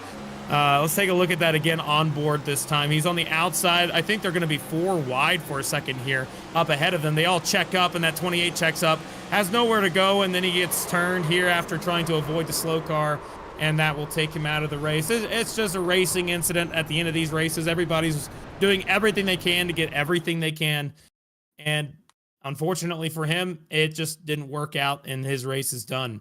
As I was talking about, Alex Murray in that 7 car is up front, and Christopher Pfeffer did not gain any positions on that restart. He actually lost some spots. So I don't know who the first car on 4 tires might be at this moment, but they have a long way to go if they want to be able to get up front. But look at this also. We have Devin Medeiros. We haven't talked about him all day. He's up to 10th We have Billy Brickley also up here as well. A lot of drivers that we haven't seen all day because of this caution have a chance to get a great finish. It's about to get extremely wild for some of these spots here. And it's going to be to where, in particular, the true talent's going to be tested here with the short run, the fire-off speed. It's going to be so critical for some of these drivers. This is big for Medeiros to be able to hold on to the top 10. It's been a rough ride for him in parts of the night. Yeah, he's had a rough night and a rough start of the year. I talked to him again, that guy earlier in the day, and he was talking about how he just got frustrated. He just kept getting involved in incidents, having damage, not having any speed. But this week, he's out here. He's showing he has some speed, and he's in a good position. Strategy worked out his way as we're looking now on the driver cam for Cameron Stone. He's in the top 10. I was talking about it earlier. He may have been running back 20s most of the day, but I did say, watch this guy. He's going to be up here towards the end of this race. And now with 8 to go, he's in the top 10. He has a chance to win this race too.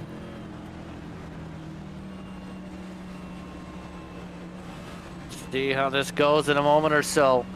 Again, your top 10 as they run. Murray, Gitter, DeCiani, Hutchinson, Lucas Hoytsma, Hoffman, Hill, Stone, Pfeffer, Medeiros are the top 10. Despite the spin, the contact, Seminario from the previous caution, should say, is still in 12. And it looks like Murray prefers the bottom. Yes. Yeah, Murray is going to stay on the bottom. That's the right place to start, I think.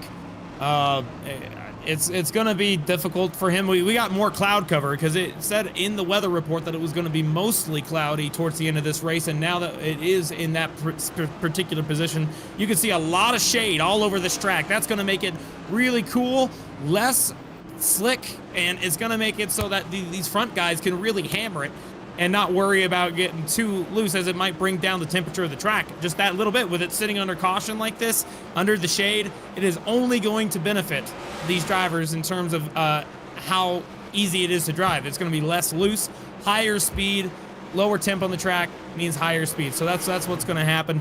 Alex Murray has a chance here to win his first race of the year. He's got to beat a lot of good cars that also want to win. Patrick Gitter's won before. DeCiani has not. Ralph Hutchinson has not. Lucas Hoytsma has not. But that is your top 5 as the pace car dives into the pit lane with 7 to go. Coming up to a sprint to the finish. 6 to go at the stripe. Back underway as Murray tries to hold off the Hornet's Nest. DeCiani with a great jump from the inside as well. Gitter losing ground. Hoytsma now going for 3rd. Totally, the couple cars are wrecking in the back. They stay single file, no caution yet. They are single file up here in the front top 2 spot. DeCiani's looking all over the back bumper of that 7 car of Alex Murray. Remember, Alex Murray had a chance of winning at Atlanta. He made contact with the car and he spun out coming to the finish when Nolan Hodgson won that race. This race is his chance. He's in the lead. He's got 5 laps to do it. He's up front. We'll see what he's got. And everybody behind them are all over the place. 3 wide, 7 car goes up the block. DeCiani on the high side. DeCiani's got to run us around. Goes Heitman into the inside wall. He keeps it straight. Oh no, he goes right back up into traffic. Caution is going to come out. Not quite yet. No caution. He's sitting in the middle of the track, and that brings out the caution. But that will put Murray up front. Caution flag comes out. Matt DeCiani was just about to rip away the lead. Let's take a look at what happened to Heitman. Trying to get everything he can get. It happens down the back straightaway, so we're almost to that point. They're 3 wide behind him, but he's side by side with Billy Brickley as it looks like that car with 4 tires gets into the rear end of that 76 and just spins them out. Oh, and that's what happens at the end of these races. They try to do everything they can to get everything they can. Luckily, he does not lock up the brakes, and he comes right back up onto the racetrack, and that will bring out the caution, just like that. Huge timing for the caution flag, and this is going to set up a wild finish here from Vegas. They're coming up to 3 laps to go. This will be a green-white checkered finish, in fact, believe. We'll get that trigger in a couple laps' time. So this could become a drag race type of a situation if you can build up a big enough run here, Kirk. Alex Murray's sitting in the best spot because he's able to control this restart. We saw him. He was able to hang on to the lead this last restart for multiple laps. And he's able to block the 4 car, dived it in. That 4 is going to have a bad position because he's going to have to start on the outside line. And that outside line has not been good on restarts all night unless they work together. The outside line, top 2 guys work together. That 7 car, this is his... I think that this is going to be a very interesting restart because he's going to have to get a great jump. He's got Patrick Gitter on his rear bumper right there. He has been a class driver all year, up in the front all year. And it's his race to win if he wants to. And it's everybody else that's got to make the crazy moves to get by him. But I tell you what, I do not want to be sitting in that seat right now. Even if he has a chance to win right now and he looks like he's in a good spot, the nerves that go through your heart, it makes your heart pump, your hands get numb. You know, he's gripping the wheel a little harder than he should. You know, it's something that I do not envy, that particular part of the feeling. But he's in a position to win a race here in the Full Length Cup Challenge, which is extremely difficult with the amount of talent that we have. He's going to go out there and he's going to try and do this, and with an amazing strategy that's worked out for him since the start of this race. So the lights are out. Top 10 once again. Murray, DeCiani, Gitter, Hutchinson, Hoytsma, Hoffman. Then it's Hill. Brickley is now up to 8th. Stone is up to 9th. Pfeffer is holding on to the top 10. There are 3 attempts at green-white checkered available. If we get to the white flag, it's a race to the checkered. If we get a caution before the white flag, we'll do an error attempt. If we get to the 3rd attempt of a green-white checkered and have an error caution, the race will end under yellow. This is about to be fun here. Can Murray hold on to become another different winner this season? Or will DeCiani try to make a move and get by him? Or will Patrick Gitter try to get 2 wins? Or will Hutchinson somehow sneak through? This is going to be one of the restarts of all time. I don't know, man. It's going to be crazy. I'm excited. We'll see how it goes. Man, that 7 car of Murray, he's just got to hope and pray he's able to hang on and get a good restart. That's what he's hoping for right now. Golly. And also, I got to give props. Billy Brickley, he's had a rough beginning of this year. He's in the top 10 running 8th. Even he has a shot here if something crazy happens. But a lot of great drivers up in this front pack. Who's going to win? We'll find out. Pace car is going to dive into the pit lane. We're about to get underway. 2-lap shooter decided from Vegas. Green flag is out. Murray with a good jump. DeCiani and Gitter losing a fair bit of ground to start. But what will the rebound be with the draft? Murray gets out there quickly. He had the best restart of his life. He has about 6 car lengths over 2nd place right now. He is leading this thing as he comes down the back straightaway. Patrick Gitter's having the block. Down Ralph Hutchinson now trying to make it 3 wide for the 2nd place spot. Not going to make it work. Patrick Gitter's got to run. He's gaining up on Murray. He's going to have a run. He overdrives the corner. He's going to hit the wall. Hard contact. He sends him into the wall. He's going to get the white flag this time. 1 lap to go here at Las Vegas. And it going into turn 1. Murray's got a big lead over 2nd place, which is DeCiani right now. The battle for 3rd rages on as they are wrecking in the back. A handful of cars are around, but Alex Murray's got it. But here comes DeCiani. He's got to run. This is the final corner. Who will it be? Around goes Hill in the back, but for the lead through the final corner, Alex Murray is going to come out of turn number 4, and he is going to win at Las Vegas. Alex Murray takes the W and takes the checker flag. Does so by near 0.2 of a second over DeCiani. Quinn Hoffman rounds out the top 3. As Murray, he started this race back 28 positions lower than where he ended up. 12 laps led, most of those coming at the very end of this one. Atta boy, look at him. He's getting some congratulations from DeCiani winning this race after getting wrecked at Atlanta. I mean, you saw him get contact. That's what made him lose there. But now he's a winner. He is in the playoffs. He's going to have a chance to win this championship. You have got to feel so happy for Alex Murray. Congratulations to that 7 team. Everybody in Premier, with Premier Setups as his sponsor there. I bet they are so happy over there with that team. His first win of the season. Taking his time to get in the right position to celebrate here as he goes for a Polish victory lap setup, it looks like, before he tries to burn it down. There it is for the smoke. Little burnout, I guess. I like it. Oh man, it's always cool when they get to do this. He's probably so dang happy in that car. Oh man, I cannot wait to hear from him a little later.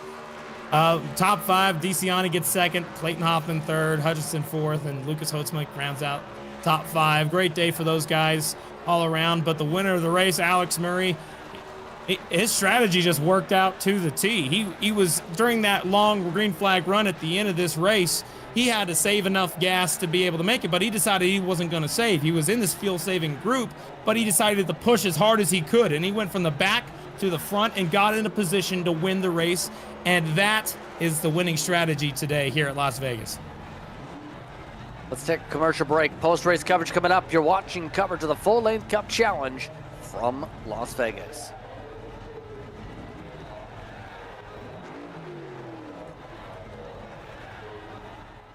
Racing isn't easy, but experiencing it is.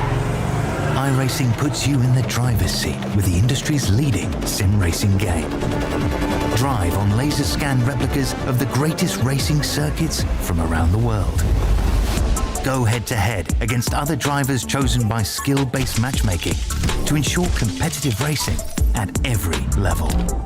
Compete across all your favorite series. In officially licensed cars, engineered to deliver the most accurate driving experience possible.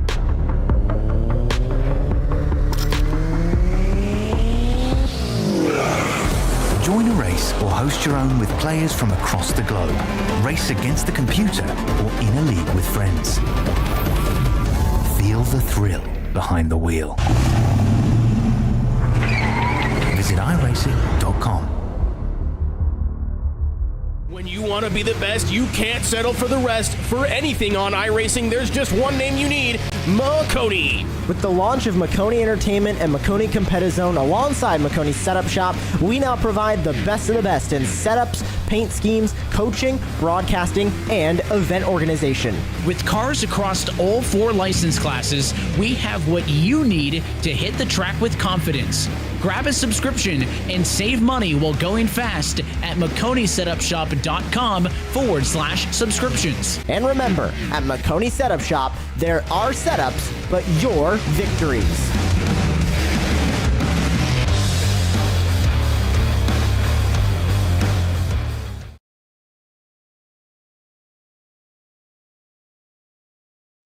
Welcome back to tonight's coverage of the Full-Length Cup Challenge here on Maconi Entertainment. As in the end, Alex Murray comes away with the win over Matt DeCiani.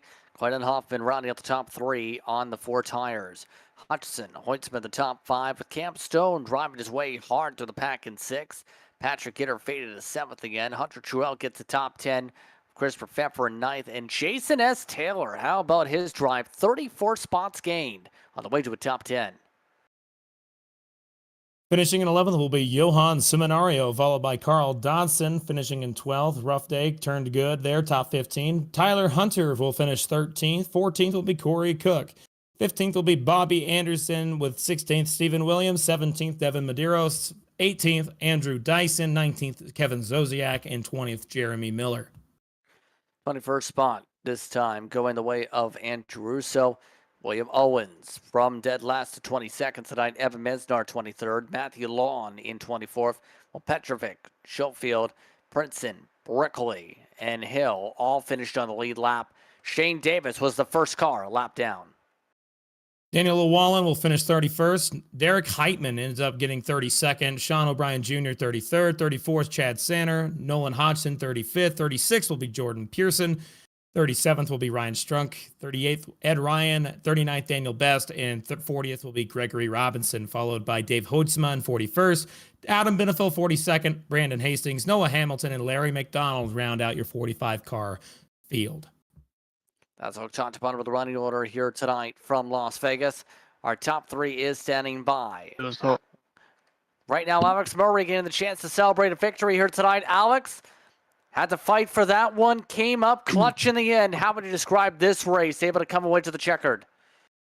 Oh yeah, it's pretty good. Just long race there. Started dead last. I stepped on my power strip before I went to get up to go to the bathroom before the race, so I had to not go do that, get the PC turned back on, and start from the pit. So yeah, eventful race, long race.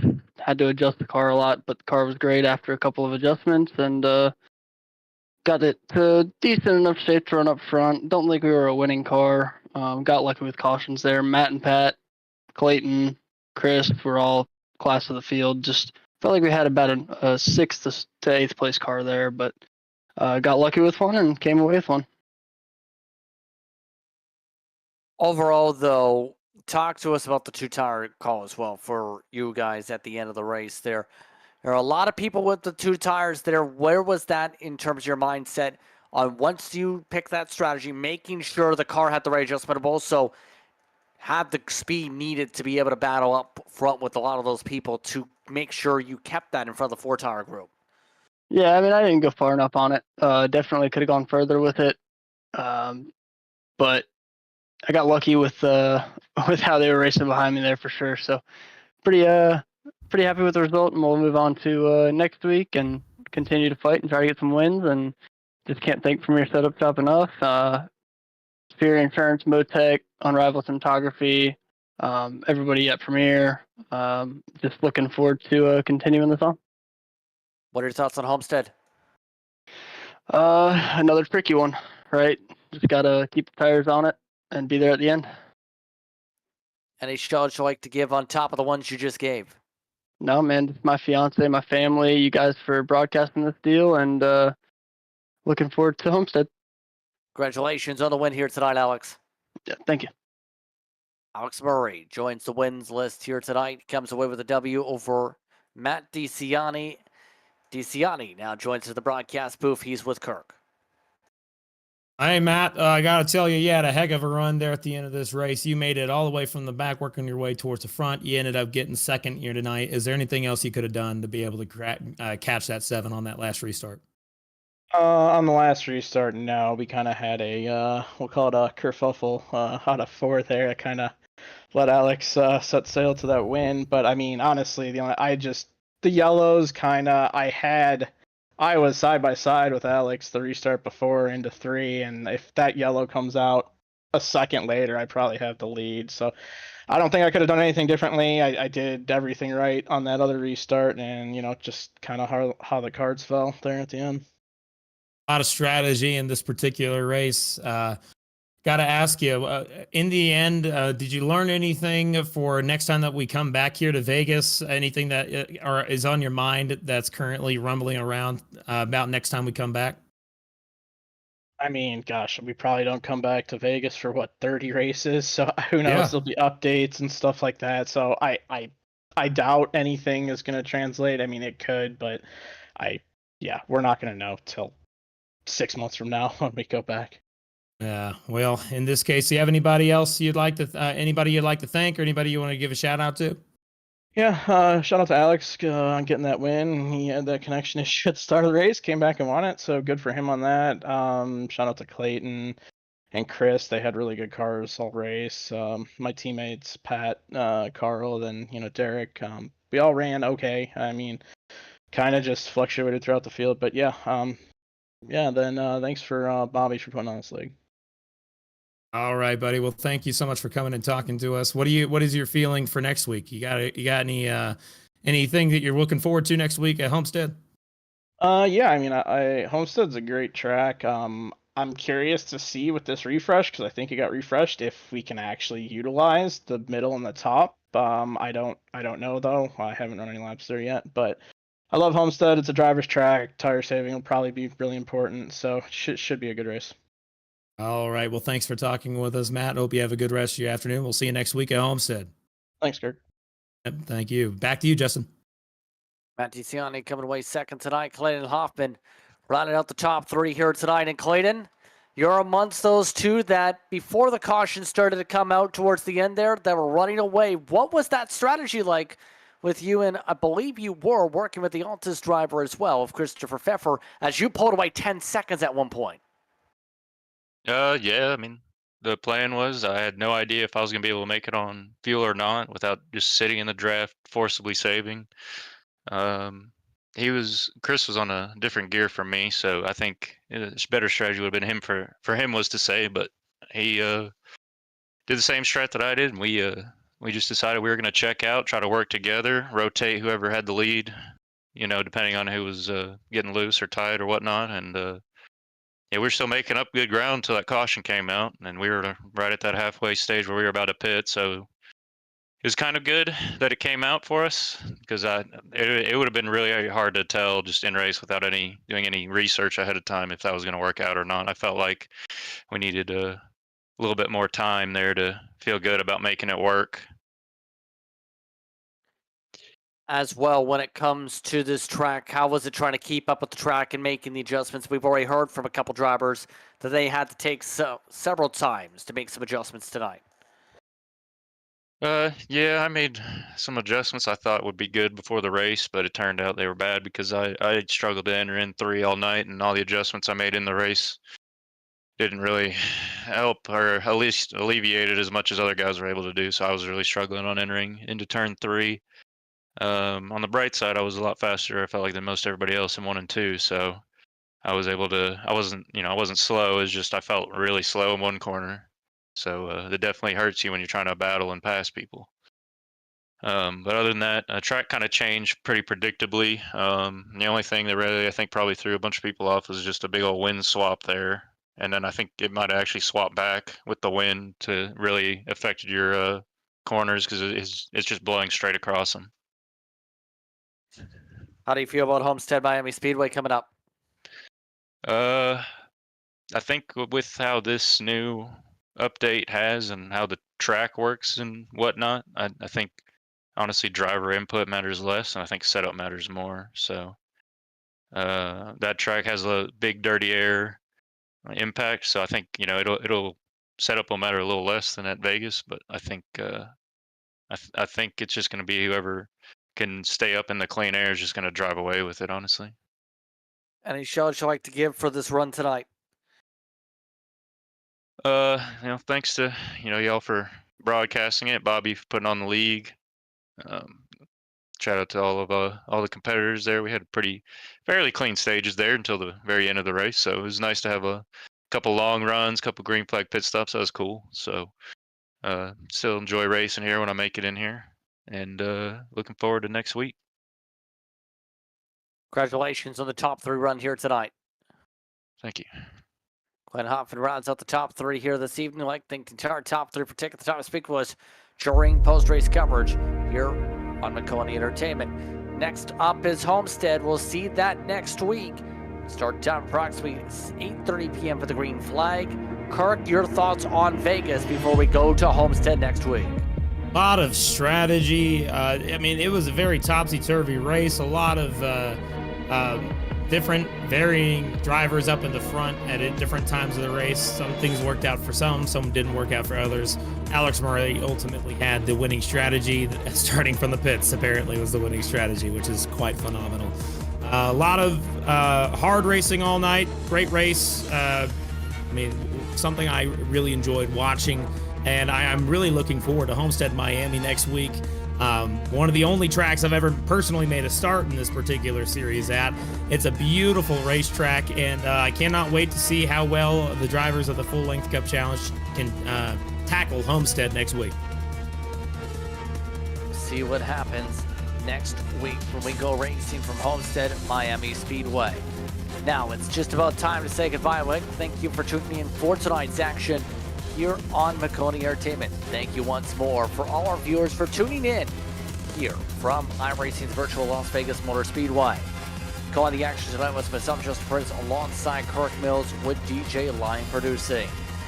Also, thanks to our viewers for watching tonight's racing action. Hope you stay tuned to all our social media pages for our next race. Thanks for the entire staff once again for their work in bringing this racing to you. This has been a production of Maconi Entertainment. We'll see you next time.